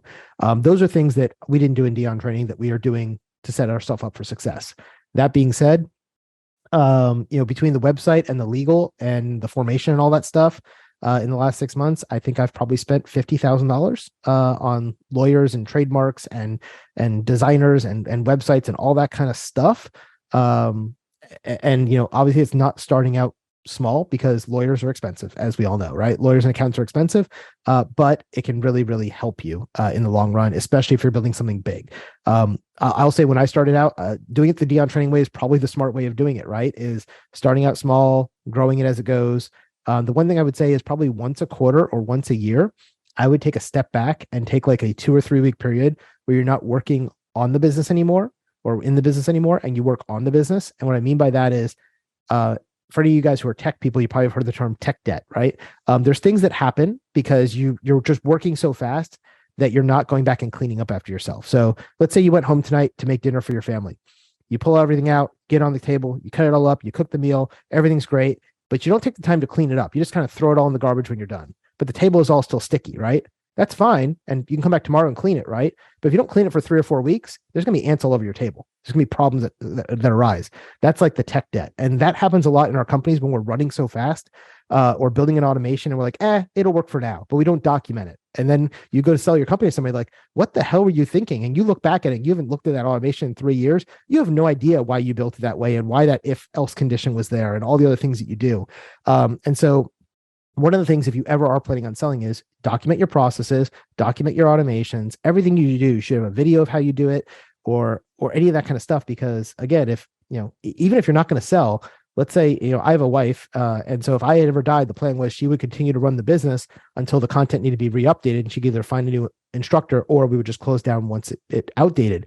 But in that meantime, for that 3 years, because my stuff gets updated every 3 years, she would be responsible for running the business, which means she needs to know how to pay the bills and the taxes and get new students in and issue vouchers and all that kind of stuff. Someone needs to know how to do that. And if you're not taking time to document that and take a step back, you will find that when you go to sell your business, it now becomes this mountain of stuff you have to do. So one of the things we're doing with Accolade is we are doing everything slowly and methodically.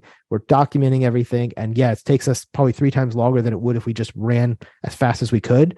But I know I'm setting myself up on a solid foundation, getting everything in place so that when we go into the next certification, which is going to be happening later this year, we already have all the processes in place of what we did the first time. And now it becomes a cheaper, quicker thing to do in the future. And then the other thing I would say is picking a name, right? If you haven't picked a name for your business, or even if you have one, think about this from a sellability perspective.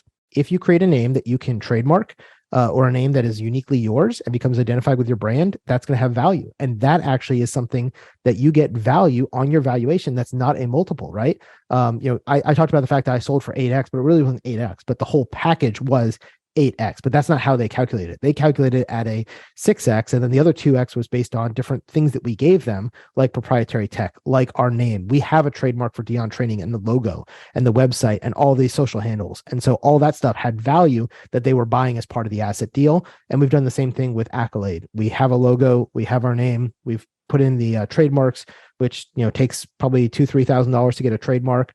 We own all of the trademarks for Accolade Certified, which is our handle on all the social medias, all that kind of stuff, right? As things that you can do to prepare yourself And again, these are things that you wouldn't necessarily have to do unless you are going to sell one day, or you just want to make sure you're fully protected. If you're a small lifestyle brand doing $1 million a year, no one's going to care.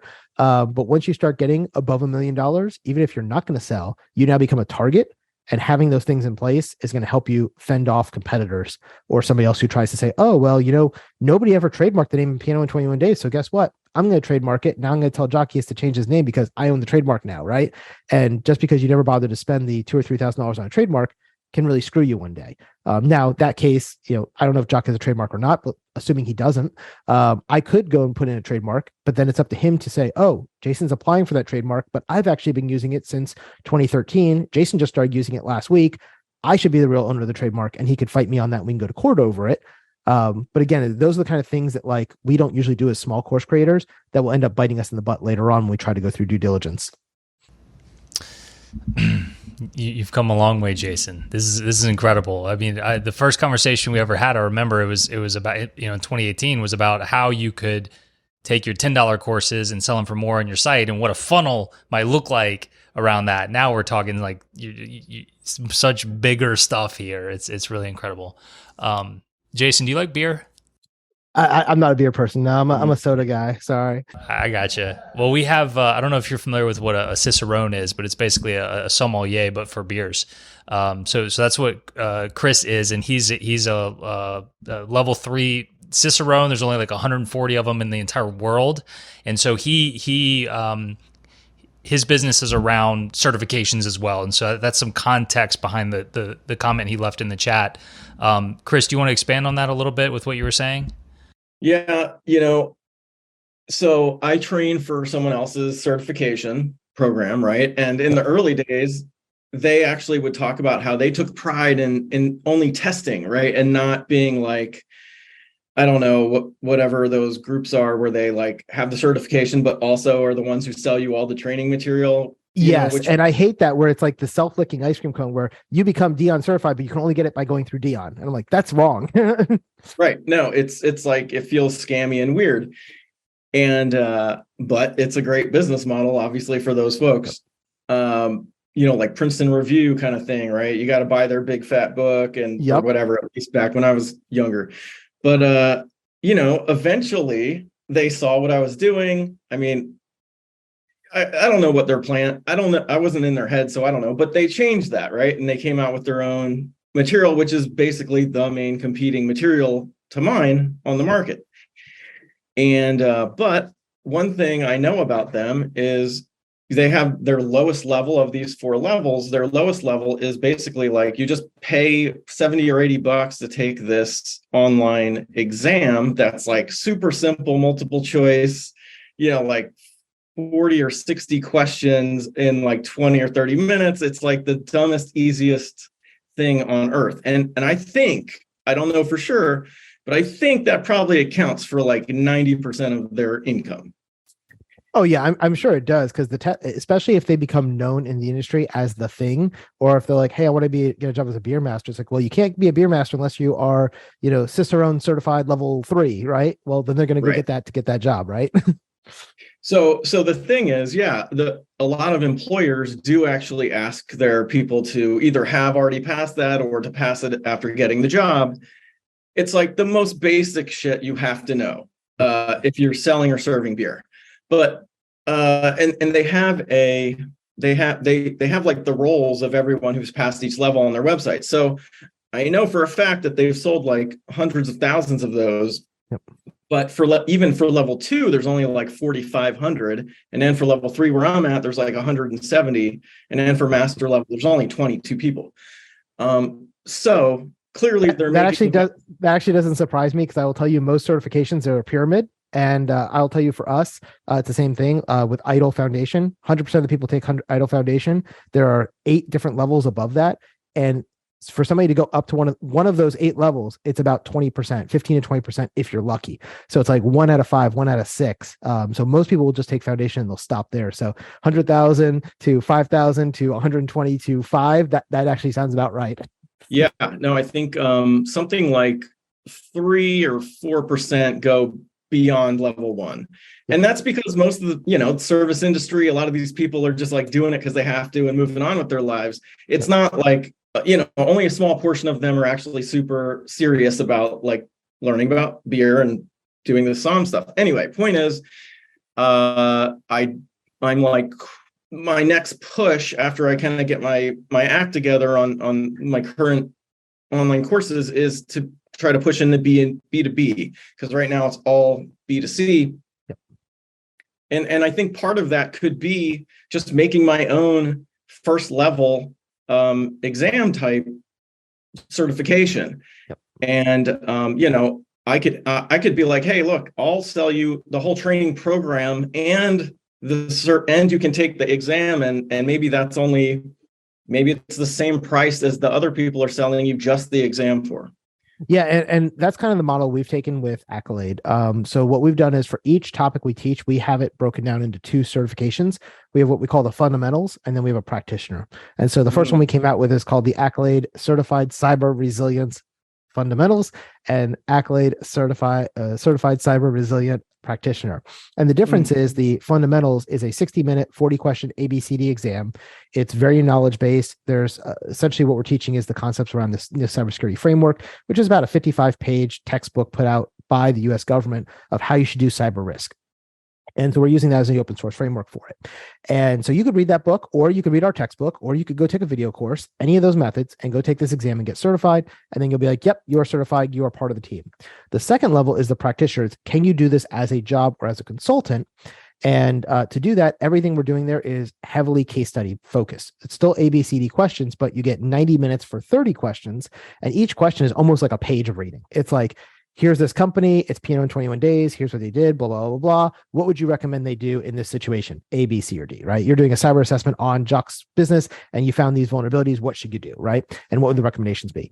And so by doing that as this fundamental and practitioner level, we're encouraging people to get to the practitioner level, and that's where we're placing the emphasis. But to take the practitioner, you have to already be fundamental certified, because if you just jump into the practitioner, you'll be completely lost, right? Because we want to make sure you know the definitions, then how do you actually apply it? The thing I was going to tell you is to do that, we aren't doing the testing ourselves, right? And we didn't want to partner with somebody like Pearson VUE because they're stupid expensive. They have a horrible experience for the students. They have to go in person or online, blah, blah, blah. So we found another company that's called Certiverse, CERTIVERSE.com, and they partner with companies that want to make their own certifications. They will help you through the process. It is a time-consuming process. I will tell you that. We are now in the middle of our second one. Our first one is going to go into beta next week because we've finally gotten through the process, and we started in January. You can do it in about 4 to 8 weeks. It's taken us a lot longer because we had to build a company. We had to build the branding. We had to get the legal involved. When you do this, you're not just writing your own certification. It's not Jason wrote the certification. We had to bring in a team of experts across the industry and said, okay, these are people who are recognized experts in the industry. We brought in 50 of them. They all wrote questions, and we paid them $50 per question that was accepted. And for a question to be accepted, somebody wrote it, and 2 other experts said, yes, I agree, that's a good question. Once we had all those questions made, which was 160 questions or so, cost us about $10,000.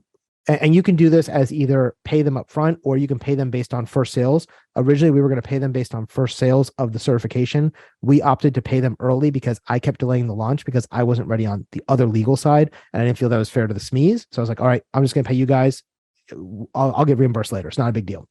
But once you do that and those questions are now accepted, then you have to do what's called an NGOLF study.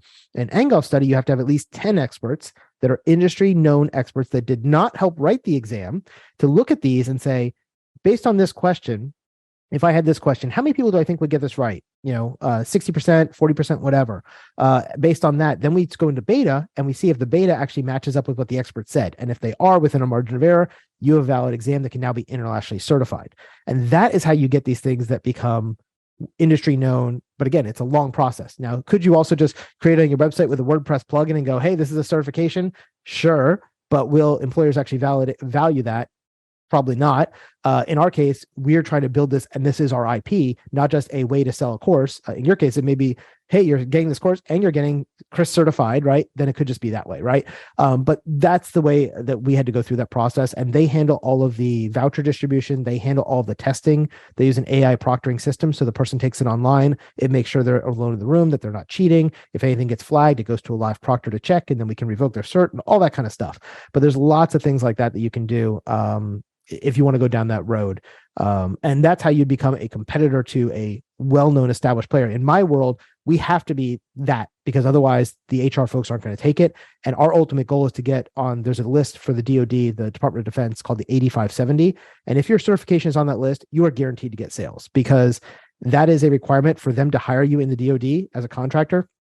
You must have the certification for the level you're in, either IAT 1 through 3 or IAM level 1 through 3. So if we can get our certs in there as level 1 manager, that's 70% of the DoD jobs. That's hundreds of thousands of people getting certified a year, because they're going to be required to. Now, to get that, it's going to take us 3 years, right? But we're going to do it. And that's what we're working towards. To answer Laura's question earlier, how are we going to grow fast? We're going to get on that damn list, because if we're on that list, we're golden.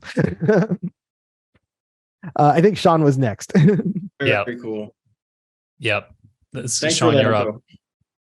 Yeah, Jason, very awesome, very exciting and motivating, particularly because my company, we do trainings in Microsoft low-code technologies. We're also async.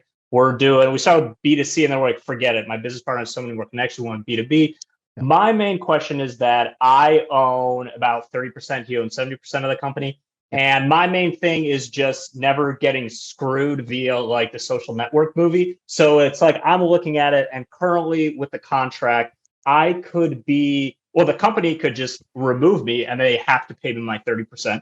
Yep. Fine. I'm fine with that. And then I'm also fine leaving at any point and getting my 30%.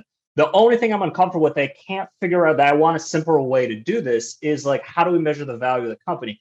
Currently, it's book value, which is just horrible, because that doesn't. Yeah, book value is not what you want. Yeah, because you're exactly. Yeah. For those who don't know, when we talk about book value, we're talking about if I added up all the stuff that company owns. So my company, we own cameras, we own teleprompters, we have studio equipment, we've got computers, we've got exam vouchers. And if I did book value today, my company might be worth $500,000. But my actual value is what I was able to sell for, which is somewhere between $10 and $50 million, right? And so you don't want book value, especially as the payout for you, Sean.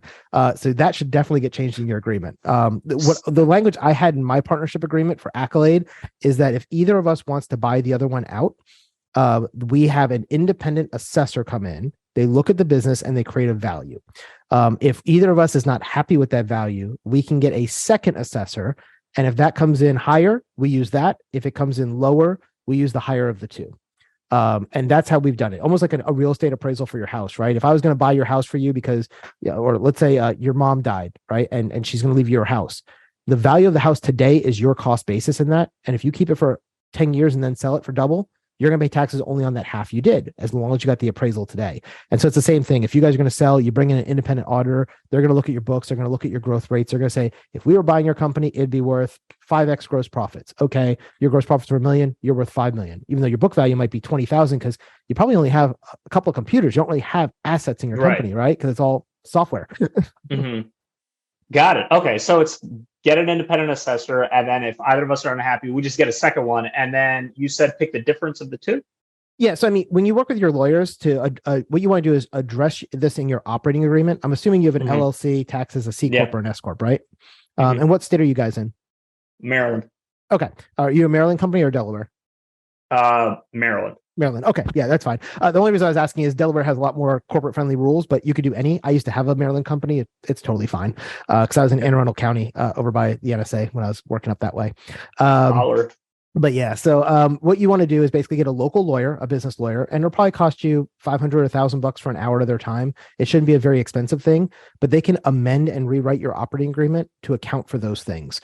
You want to account for what I always call is the D's, right? Death, disability, disinterest, divorce, disability. All those D's are things that can affect you, right? If you and I are partners, I went into business with you because you had something I needed, whether it was knowledge or money or whatever.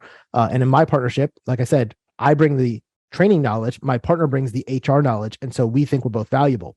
One of the things we have in ours is a divorce clause. And it even says, if I get divorced, my wife cannot become his partner. She has to sell to him, right?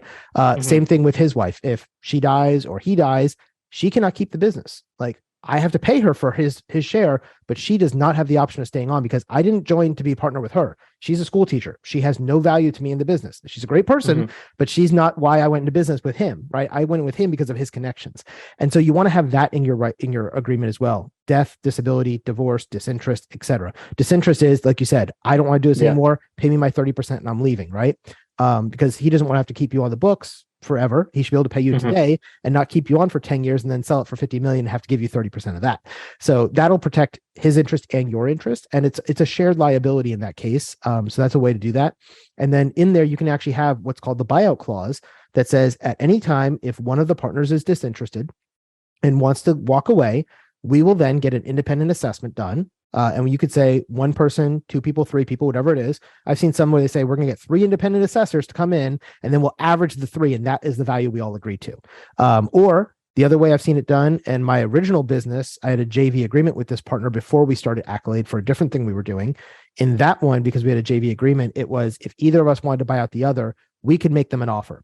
And so if I said, hey, Sean, I want to buy you out, I'm going to give you $1 million for your 30%. You could say, no, I don't think it's worth it. I want $2 million. I'll say, well, I'm not willing to pay you $2 million, but if you want to buy out mine, since you think it's worth $2 million, my 70% is worth whatever that is, $5 million.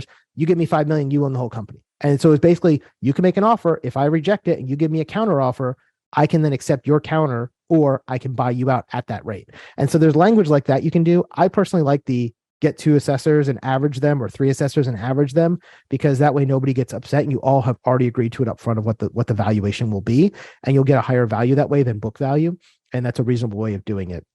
And if you guys are still relatively young in the company and you're still, sub $1 million, it shouldn't be a big fight to add this kind of contract language. If you guys are already really successful or coming down the door of an exit, then they might be like, no, I want to leave it this way because I want to kick you out and give you book value. Right. But that's one of the things I would do. And then the other thing for all of you, if you're married, any of you who are married, I'm sure there's a handful of us. One of the things you probably, if you have a contract with a partner, you want to make sure there's a clause in there that is about divorce and what are the rights of the spouse in the case of divorce or death.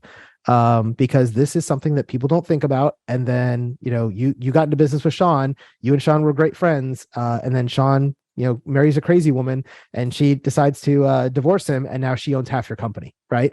You don't want that to happen. So there's a clauses you can do where it's called a marital waiver or spousal waiver. And all my partners have had to sign one of those. I have 2 different businesses after Dion Training.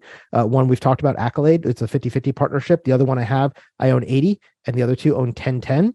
And for each of those companies, before we started operations, as part of our operating agreement, all of our spouses, including mine, had to sign away that marriage, that spousal waiver. It doesn't mean she's not entitled to your value of the company. It just means she cannot become the partner and kick you to the curb. And if anybody watches Ted Lasso, right? If you ever watch that show, that's what happened in season 1, right? The guy cheats on his wife. She says, screw him. I'm going to grab him by wherever I can and make him cause pain. And he loves his sports team. So I now own his sports team. And then she's trying to run it into the ground, right? You don't want that happening to your business partners, right? So in this case, she wouldn't be able to do that. She'd be worth the $1 billion value of the company, but he would have had to write her a check for it. And then he would still own the company. Awesome. Thanks a lot, Jason. Yeah, definitely. This is one of those cases where lawyers, an ounce of prevention is a pound of cure, because I've just seen this go bad way too many times with other people. In my case, it wasn't an issue because Dion Training Maryland was owned by me 100%. When I went to Puerto Rico, it was me and my wife 50-50. And we moved to Florida, it was back to me owning it 100%. And when we sold, it was just me selling it. So it wasn't an issue. But for my other 2 companies, I do have those clauses in place to protect us because it is people outside of my wife that I'm partnered with. Okay, awesome. Yep. Jason, since you just mentioned Puerto Rico, let me jump in real quick. You moved to Puerto Rico for a time, I think primarily for tax saving purposes. Why not wait to move back or remove to Puerto Rico a little? Tell me about that in relation to selling this company and getting all that lump sum of money. So for you all who are Americans, I know some of us are not Americans. I know we have some Australians and Canadians in the group as well. But for us Americans, we suffer from something called worldwide taxation. No matter where you live in the world, you will pay taxes to Uncle Sam, whether you're in Maryland or you're in Italy or wherever else you happen to be. That holds true everywhere in the world except for one place, and it is the island of Puerto Rico. And the reason for that is that Puerto Rico is America, but it is a territory, and it does not have voting rights in presidential elections. So under U.S. law, each territory has the option of either electing to have the IRS run their taxes for them, which is what Guam and the Marianas has done, or they can run their own tax system and opt out of federal IRS taxes, which is what Puerto Rico has done. So Puerto Rico has its own tax system that does not get taxed by the IRS. So if you are an American who moves to Puerto Rico and you establish your residency there, and there's some hoops you got to jump through into doing that, you then only pay Puerto Rico taxes. You no longer pay federal taxes. Right now, I'm sitting in Orlando. I'm in my house in Orlando, and I am a Floridian again. And so right now I pay zero state tax because Florida has no state tax, but I do pay federal tax. And so when I sold my company, I was already back here in Florida. I am a Floridian. I'm an American. And so, yes, I have to pay the IRS a huge freaking tax bill in 2023 for selling my company in May of this year. So next April, I'm going to be crying quite a bit. Now, to Jacques' point, I mean, it's one of the things like good problems to have, right? My grandpa always told me that when he filed his tax, like, he's like, I hate taxes, but you know what? It's a good problem to have. If I'm paying $100,000 in taxes, it means I'm making $1 million, right? Or whatever it happened to be. But in 2019, my business was starting to do really well. In that year, I had a profit between my day job, where I was making about 150, and my company. I made about $800,000 that year, and my tax bill was like $260,000 to between the IRS and Maryland. And I cried a little, and I started going, there's got to be a way around this. How are people like not paying these taxes? I can't imagine, Jeff Bezos and stuff is paying these taxes. And I started looking around, and really there wasn't a whole lot you could do except for getting to really complicated charitable giving and weird structures. Like a lot of the rich people, what they do is they basically borrow money and spend that to live on. And then they only have most of their assets in paper wealth that doesn't get liquidated so they can avoid it, all sorts of weird things. But one of the things you can do is you can become Puerto Rican if you want to move to Puerto Rico. And that's what me and my family opted to do. We were about to get out of the military anyway. We had always looked at going down to the islands and living there. That was my wife and I's dream place to live anyway. Originally, we were talking about the Bahamas or Grand Cayman or the Virgin Islands, and Puerto Rico is literally like 30 miles from the Virgin Islands. And we're like, well, crap, if we go there, we get tax-free instead of paying taxes in any of the other places. So we ended up trying Puerto Rico, and I really loved it there. My family was not as sold. They didn't like it as much. So the reason we moved back, Jacques, is my wife was wanting to come back to the States. So we came back. And the way the deal works is if you go down there for 3 years or more, you can become Puerto Rican. And when I went down there, there was a program called Act 20 and Act 22. Act 20 was for your business. Act 22 was for your personal. And they've combined both those programs into what's now called Act 60. And so if you just look up Act 60 Puerto Rico, you could find this out. But essentially the way it works is for your business, you can get what's called a corporate tax rate of only 4%. And remember, there is no federal tax rate anymore. If you're Puerto Rican, you're paying Puerto Rico tax only. So everything I made in my business, I was paying 4% tax on, and any profits came home to me at 0%. So my effective tax rate was really, really low. And then for the other part of Act 60, which used to be called Act 22, it's about your stock portfolio and your investments. This is the personal grant that you have. And under that one, you get 0% capital gains for short-term and long-term. So if you're selling Bitcoin, stocks, bonds, etc., 0%. So had I still been in Puerto Rico when I did this sale on March 12th, had I known I was selling the company, I probably would have stayed for another year.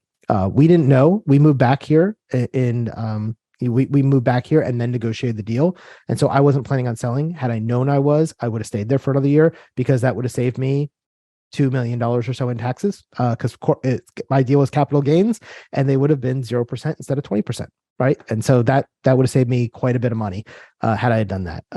That being said, would I recommend Puerto Rico? Yeah, I loved it there. If you are willing to learn Spanish, it's a great place. There's some idiosyncrasies and differences from there versus America. Or it is America, but mainland America, I guess, CONUS, continental United States. And ultimately, like, my wife was just happier, more content up here. And so happy wife, happy life. We moved back for wife and kids reasons.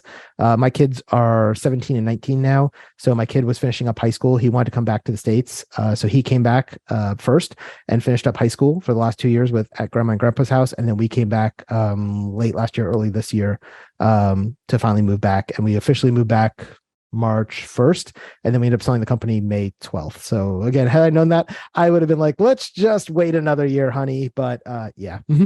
I didn't know you're Puerto Rican, John. That's awesome. Yeah, I lived out in Mayahuez on the West Coast. I loved it. I love the people. I love the food. I love the culture. But I've also lived outside the U.S. a lot of my adult life. And so for me, it wasn't a big shell shock. My wife had only lived out of the U.S. once since we've been married for the last 20 years, and that was a year in Japan. And she was on a military base, so it was a little more easy and a lot more Americans around. Whereas in Puerto Rico, especially on our side of the island, I would say probably 20% of the people spoke English. The other 80% were really Spanish only, and their Spanish and my Spanish were not the same Spanish, because I learned Cuban Spanish in Miami, and Puerto Rican Spanish is definitely different. But yeah. Wow. But instead we moved to Orlando, which is basically little San Juan. So we've got 1 million Puerto Ricans here in Orlando, and my office, like literally the restaurant next door to my office, is a Puerto Rican bakery. And I go in there and I get my Puerto Rican coffee and speak my Puerto Rican Spanish. So I'm still happy. But that's the reason why we moved back, Jacques. It was really a family thing. Got it. Yeah, makes sense. All right. Well, John's got a question. You're up. Yeah, Orlando's definitely little Puerto Rico. So yeah, after 2017, after Maria, there's about 1 million Puerto Ricans who moved up here. Yeah, well, I'll keep it short. I know we're going long here, but hey, congratulations, Jason. I just want to say a wealth of information here. Like, my mind is blown. And like Jacques said, like from where you started to where you are now, it's incredible story. And when we met up, I believe it was February. Like, I spent 2 or 3 hours with you, and it just totally changed my mindset on business and how to do things. And I've been thinking a lot. So really my question is around, at the time you were doing kind of a coaching business, or starting to, do coaching for people trying to transition into cybersecurity. I'm in UX, but I don't teach UX. I help people try to land a job, and really, so that's more the coaching aspect. So my question really is around that. As I try to restructure things, I did a lot of coaching in 22, found that I really love it. And if you think, do you think I can kind of take that? It's not as automated, obviously, as courses and putting out courses, but what are your feelings around coaching and growing that potentially into a multi-million-dollar business? I know people do it. I'm just not sure, like, the model to follow. That's why I'm with Jacques. Yeah, you totally Jacques can. Doing it. So yes. Yeah, you can, but it does become more tied to you. And you have to think about that as you're building out your program if you want to be able to sell, right? So I'll use Jacques' OCG coaching program as an example, right? OCG is Jacques. He is the online course guy, right? Now, could he make this into a way that it's not him doing the coaching every time? Heck yeah, right? I know I see Renato here every time we get into a meeting, and maybe at some point Renato's going to know enough where it's like, okay, Renato, you're taking care of the Genesis group. Jacques only dealing with the people who are in the scale group, right? Or Jacques brings in a second mini Jacques who's going to be helping him with that, right? Or something like that. If he can do that, now OCG has the ability to be sold because it's not reliant solely on Jacques, right? And even so, Jacques could sell his business as OCG coaching if he wanted to, but he would probably have like a 5-year earnout, right? Where they're saying, we're going to keep you here for 5 years. And during that 5 years, part of that is we're going to make sure that you're building the mini Jacques who's going to take on the other stuff and work through. And so that's the challenge you have if you have a business that's solely focused on you and your coaching. And we call that more of a service industry, right? It's not as productized because, if Jacques doesn't do these things every other week, we're going to get mad because we're paying him for the live coaching component of this, right? Now, the rest of his content is all on demand and great. But you know what? He could change his offering where you're getting live coaching, but it doesn't necessarily have to be from Jacques, right? Jacques might have a bunch of people like me, and he goes, you know what? The first week of every month, we're going to have Jason come in and talk. He's going to talk about scaling and selling. And then the second week of every month, we're going to talk to Renato about processes. And the third week, we're going to talk about, Chris with marketing. And the fourth week, that's when Jacques shows up, right? And if you had a business like that, it'd be very easy to sell because it's not solely dependent on him. So this all goes back to how you build your business, and is it productized or service based? I see a lot of people who do. When I was doing the interview thing, the way we had ours set up was we had it as a funnel fed model. So every day they got a new video, kind of like Jacques' 21-day piano course, right? And on the 7th day, they had to fill out their resumes, and then they came back, and my partner would go through and give them individual feedback by video, kind of like Jacques did when we all got into OCG. He looked at your website and gave you that 15 or 20-minute video and said, here's what you need to fix. Here's where your problems are, blah, blah, blah. That's what we do with people's resumes. And then the second week, after they go through 6 more videos, they go into our interview system, which is an AI-based system that collects 10 responses. It gives them questions as if they were in an interview, and then it grades them based on how they look, how they sound, what their answers were. And then we give them feedback, another 15, 20-minute video saying, yeah, when you said this, you should have said that. When you did this, you should have done that, blah, blah, blah. And then the last week that we did, after their next 7 videos, we would get together as our group coaching session for that cohort, and everybody would get together and we would do a live 2-hour session, right? So that was very productized, and anybody could have done the reviews or the resume reviews and the interviews. In this case, it was being done by my partner, Kip. I never looked at any of them, but we could have replaced him with somebody in the Philippines, somebody overseas, and they could be doing those as well. That was where our plan was for scale. We just decided not to go that direction anymore, and we shut down that part of our business, and we shifted over to a different format. Now, the reason we ended up doing that was, for us, it was a really high cost product to deliver, and we couldn't seem to get it above $1,000 at the price point. We were able to get it to sell for $1,000, and we sold up to 10, 15 of those a month. And so it was doing pretty well. The challenge was, for each of those that we were delivering, it would take my partner, Kip, at least an hour and a half per student or 2 hours per student per month. Right. And so if we had 15 of those at 2 hours per month, that's 30 hours. It's almost a full week of his work. Right. And the challenge is, he was a consultant, or is a consultant in his own business as well. And he charges $500 an hour. Right. And so if we're selling this course for $1,000 and he's getting 500 and I'm getting 500 out of it, right? His part's 500, but he has 2 hours of work. He just cut his hourly rate down to $250 an hour for us, right? And then on top of that, he was still doing the coaching with all the students for an extra 2 hours a month as well. And so it started getting to the point where, because of the cost of the people we needed to do that work, it wasn't sustainable for us to make a profit of it. And we're like, we could start diving into doing ads and starting to sell us for $2,000 for the session, all that kind of stuff. But do we still want to deliver it in that manner? And so what we ultimately decided to do is, we took that program that we had, we turned it into a Udemy course that is just completely self-driven. We took out the resume writing, we took out the interviews, and we took out the study group, those 3 live session things, and we just sell it over there, and it sells for $50. And we have a lot more people going through it, getting a lot more benefit out of it, and we're making decent money with it. But it's zero effort for us now, because it's all just automated in the background. And it is fully productized. So the answer is, can you build it? Yes, but you have to be intentional about how you build it, so it's not all relying on John. Now, today, it can all rely on John, but if you want to sell one day, between now and then, you need to bring on a second or third instructor, or you need to be able to productize this, or make it so it's asynchronous video and that, those kind of things, because that is where the scale comes into play. Because if I did the model you have right now and I gave you 1,000 students next month, you couldn't support them, right? And that's the problem. So we had to figure out, and same thing with Jacques, right? In OCG, if I give him 1,000 students tomorrow, even at $5,000 a month each, he's not ready to take those students, because he's not built for that. He only has him as the instructor right now. And that's totally fine. And this becomes a great lifestyle business, but you are going to be scale capped at some point. Or he gets to the point where he goes, okay, I've got 1,000 people who want this. Well, if they're paying $5,000 a month, they get Jacques time. If they're paying less than that, they're paying $1,000 a month, they just get asynchronous video library, or whatever it is. And you can do those type of things where it becomes, as you have more demand, you can raise those prices. The other struggle that we had in that, and I don't know if you're running into this as well, is the people who needed our services had a really hard time affording our services, because we were teaching people how to get a job, how to write their resume, how to do their negotiations, how to do their interviews, and all that stuff. Well, that's great if they already have a job and they can afford it. And so what we started doing in our marketing was, we were targeting people who were already in IT, but they weren't in cybersecurity. And most people think they're the same thing, but they're not. IT is usually, somewhere between $20,000 and $80,000 a year. Cybersecurity is low end 50, going up to 250 a year. And they're very similar skill sets, but it's all in how you get into that positioning. And so if I could find somebody who's making $50,000 a year, who has 3 years of experience as a IT administrator, that is my perfect candidate, because he can afford $2,000. If I can get him a job in the next 8 weeks, it's going to pay him double his salary, right? But if I'm trying to get somebody who's at McDonald's making $8 an hour flipping burgers, and say, hey, I need $1,000 to help you get into cybersecurity, they're going to go, dude, that's 2 months of my pay. I can't afford that.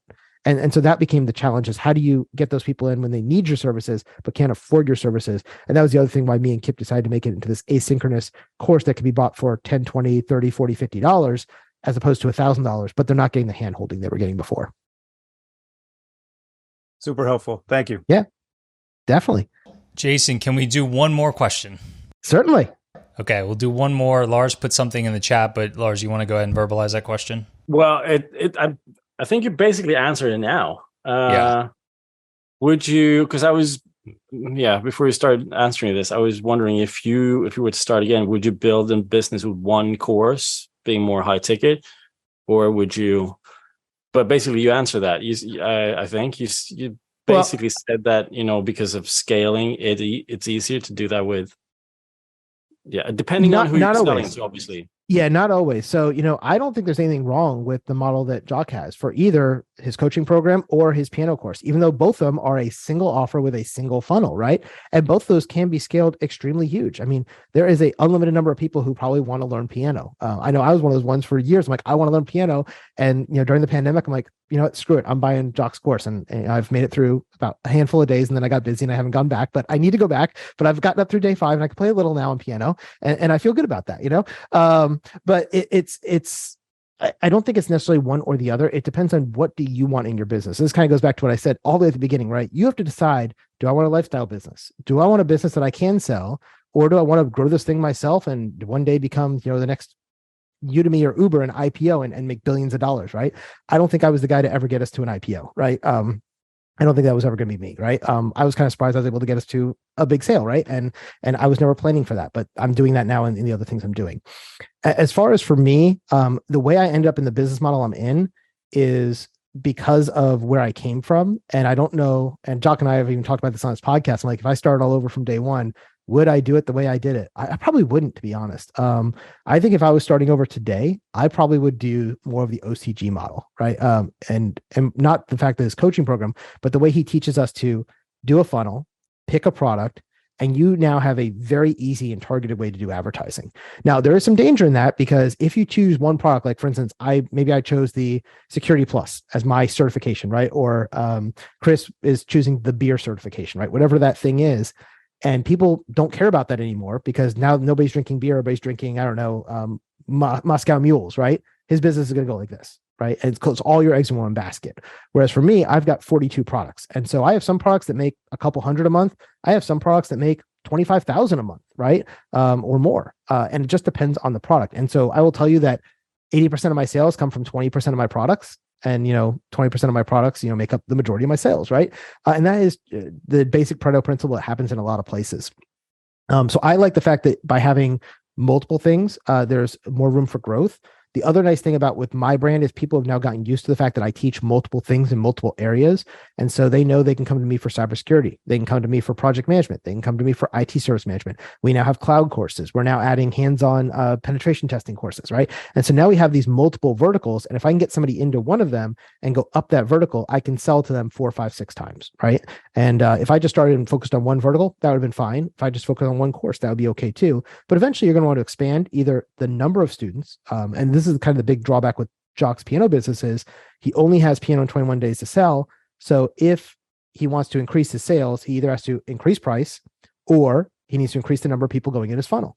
And he can do that by more ads, more SEO, and more podcast interviews, whatever it is. Or if he had another thing like, piano in 3 weeks, or whatever, that, advanced piano in 21 days, they can then have another one after. And it's like, okay, now that you finished your 21 days, and you spent $500, well, here's another one you could buy for $300. It's another week of improvisational jazz or how to read sheet music or whatever. There's other follow-on products he could do. He's chosen not to do that. He's chosen just to keep it one simple funnel. And there's a lot of benefits to that, but that's because I think his focus is a profitable business that's very little for him to run. And he is able to focus on as much automation and as little as possible of working on that business. Whereas the model I've chosen is I'm going to create a lot of content and a lot of courses. So I'm always filming something. And then we're able to have more products to offer. Is one better than the other? No, it really depends on the business you want. And from a sales perspective, one is not better than the other either. The one nice thing about my model, and one of the things that the acquisition firm liked about us, was we already proved that we can take content from Udemy and sell it on our site at 20 to 30 times the cost of Udemy, right? So on Udemy, we're selling something for $10, and on our site, we're selling it for $300 or $400 or $800. And it's because we've created a differentiated product offering between the two. And because of that, we know there's a lot of other instructors on Udemy who haven't figured that out yet. And so one of my friends is actually, who's been on Jacques' show before, I'm not going to mention his name because we're in talks to possibly get him to join us. But he is a cloud-based instructor, and he's really freaking good at it. But he's only on Udemy. On his own site, he's done like 1% of his sales. I'm doing 26% of my sales on Udemy and 74% on my site. And so if we could take my model and just grab him and his 40 courses and make him now Dion training for this pipeline, we can instantly grow him overnight like 3x, 4x, because we know how to do that. And that's one of the things that the company liked us for, is that they could see, you've done this, you know how to do it. and you've shown that you can do this with other instructors, if we buy other brands and bring them into you that are already in a good area, why not, right? And they can bring them under us, because that person is known under his name. He's not known for he has his name and he has a company. Nobody knows his company name. Nobody cares. He's never really dove into that. It would be like, we all know Jacques. We all know Piano in 21 Days. Well, nobody knew Piano in 21 Days. They only know Jacques, right? And so his value is in being an instructor, not the fact that he has a brand. Whereas people know not just Jason, but they also know Dion Training in our industry. So that had value into it. So the answer to your question is, if I was doing it again and I was starting small and I wanted a lifestyle business, I would totally go with the Jacques model, building a funnel, keeping it small. I would do high ticket and less people because it's a lot less stressful. I will tell you, I have, 1 million Udemy students, which means I have probably 5,000 Udemy questions per month to answer. I will tell you, I don't answer those. My team does, but we answer about 5,000 questions a month from students. And if you were doing that on Udemy and you were by yourself, you would eat up all of your time just answering those students. I have 4 people full time that all they do all day long, 8 hours a day, is answer people's questions, right? Because I was doing it myself before and it was eating up all my time, right?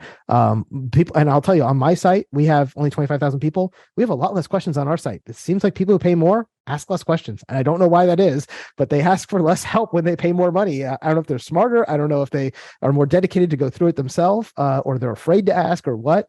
I know, Jacques, you offer like free one-on-one piano tutoring and people never take you up on it, right? Even though it's part of their package. It just sounds like a great thing to offer, but nobody ever takes you up on it. So I know I had my OCG. I think I had like 3 meetings with you. I think I used one of the 3 in my first year. So it's the same thing. We just don't get around to it sometimes.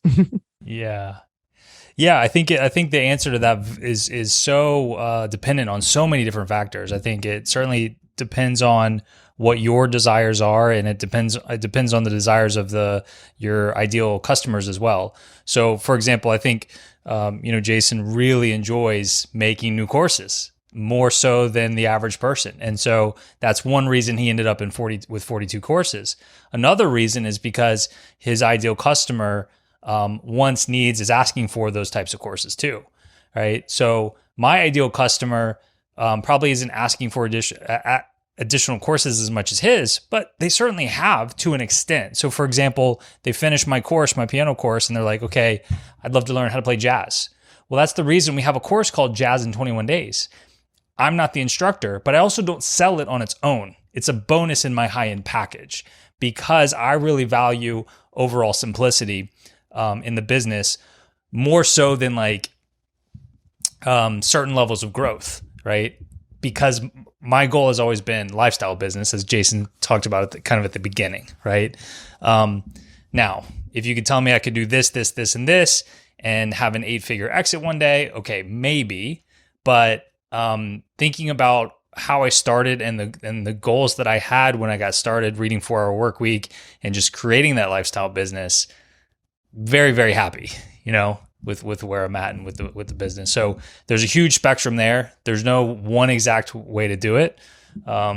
But also cool that you would say you would do it more my way, Jason. Thank you for that. You didn't have to say that. I mean, I'm just being honest. If I was going to do it and start from scratch, I mean, at this point, I would want a lifestyle business, right? I'm not looking to necessarily create the next Uber, right? That being said, if you want a big business, where I see the growth and the big business is being the platform, right? And what I mean by that is, I mentioned I have 2 new companies.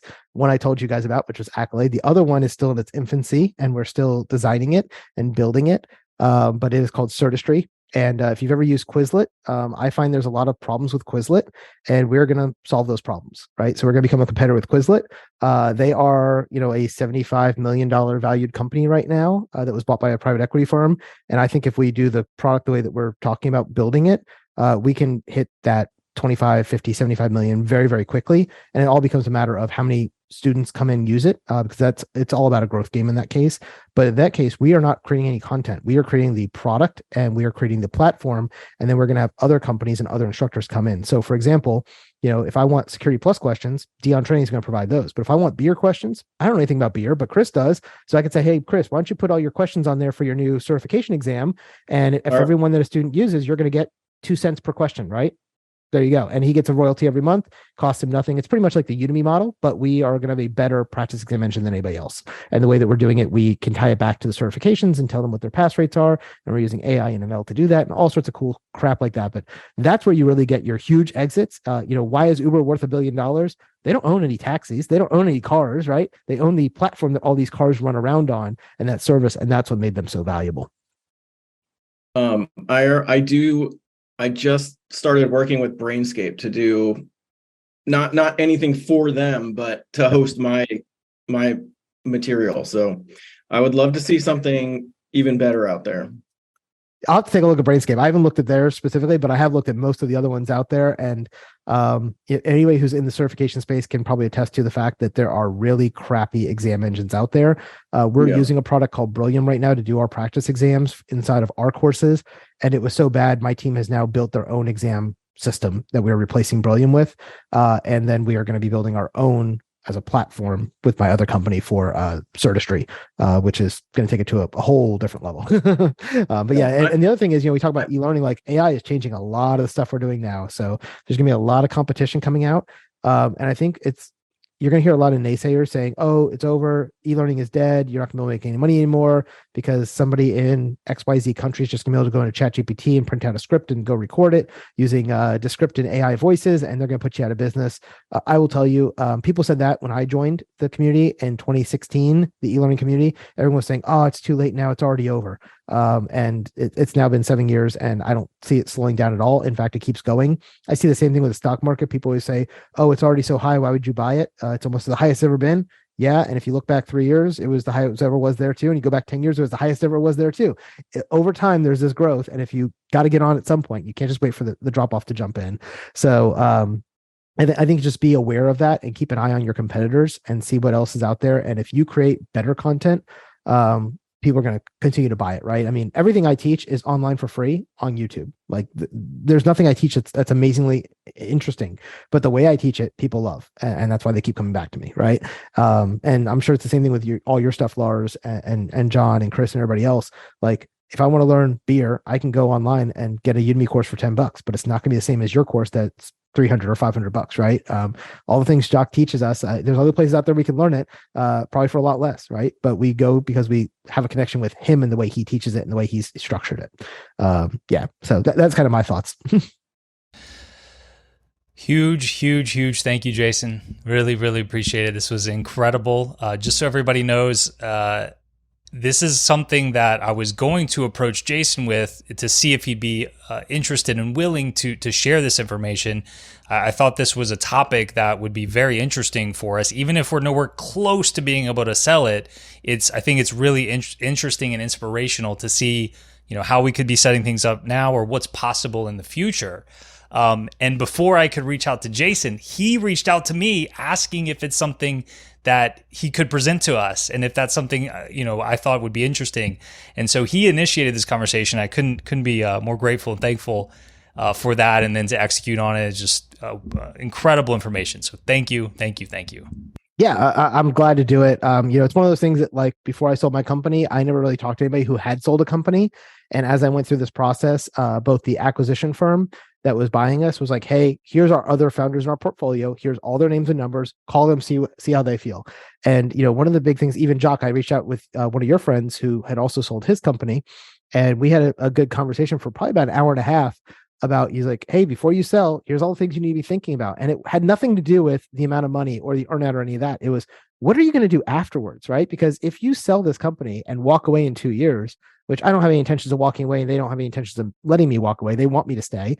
But let's say I decide in 2 years I don't want to do this anymore. What are you going to do next? And I was like, well, I already have this other company I'm really excited about and I've been working on. He's like, oh, okay, then you're good. But that was one of his things, is like, he sold his company for X millions of dollars. And he's like, well, I don't have to work anymore. What do I want to do? There's only so much golf you can play, so many cruises you can go on, right? You got to have a purpose in your life. And the reason I do what I do is because I enjoy it. And I enjoy the whole business aspect of this. And it's one of the reasons I'm in Jacques' program, is I really enjoy the conversations we get to have as part of the Genesis and the scale groups as we talk about what we're doing to build our businesses and what that ultimate exit might look like. And most people are just too afraid to talk about it, even though, like, I think it's awesome stuff. Yeah. So anyway, that's my 2 cents on it. I love this whole business stuff. So I think it's interesting. Awesome. I think almost everybody has commented in some fashion in the chat just how helpful this has been, how interesting this has been. So that's going to conclude it. Thanks everyone for being here, and thanks again, Jason. Yeah. Have a good one, everybody. Bye, everyone. First of all, I can't thank Jason enough for doing the workshop and then allowing me to share it with you all here in the podcast. I am sure that he's listening to this, so let me just speak to him directly for just a minute. Jason, your story is so inspiring for me and many others. Not only have you found incredible success, obviously monetary, but from everything that I've seen, you do it with just such integrity and generosity. So once again, huge congratulations for the successful sale. And thank you again for your generosity with allowing me to share this with so many people. And thank you all out there for listening to this yet again for another episode. Thanks for being here. I hope you found this topic and this workshop recording as valuable as I did. You can find the show notes for today's episode by going to oc.show/207. That puts another episode in the books. We'll see you next time.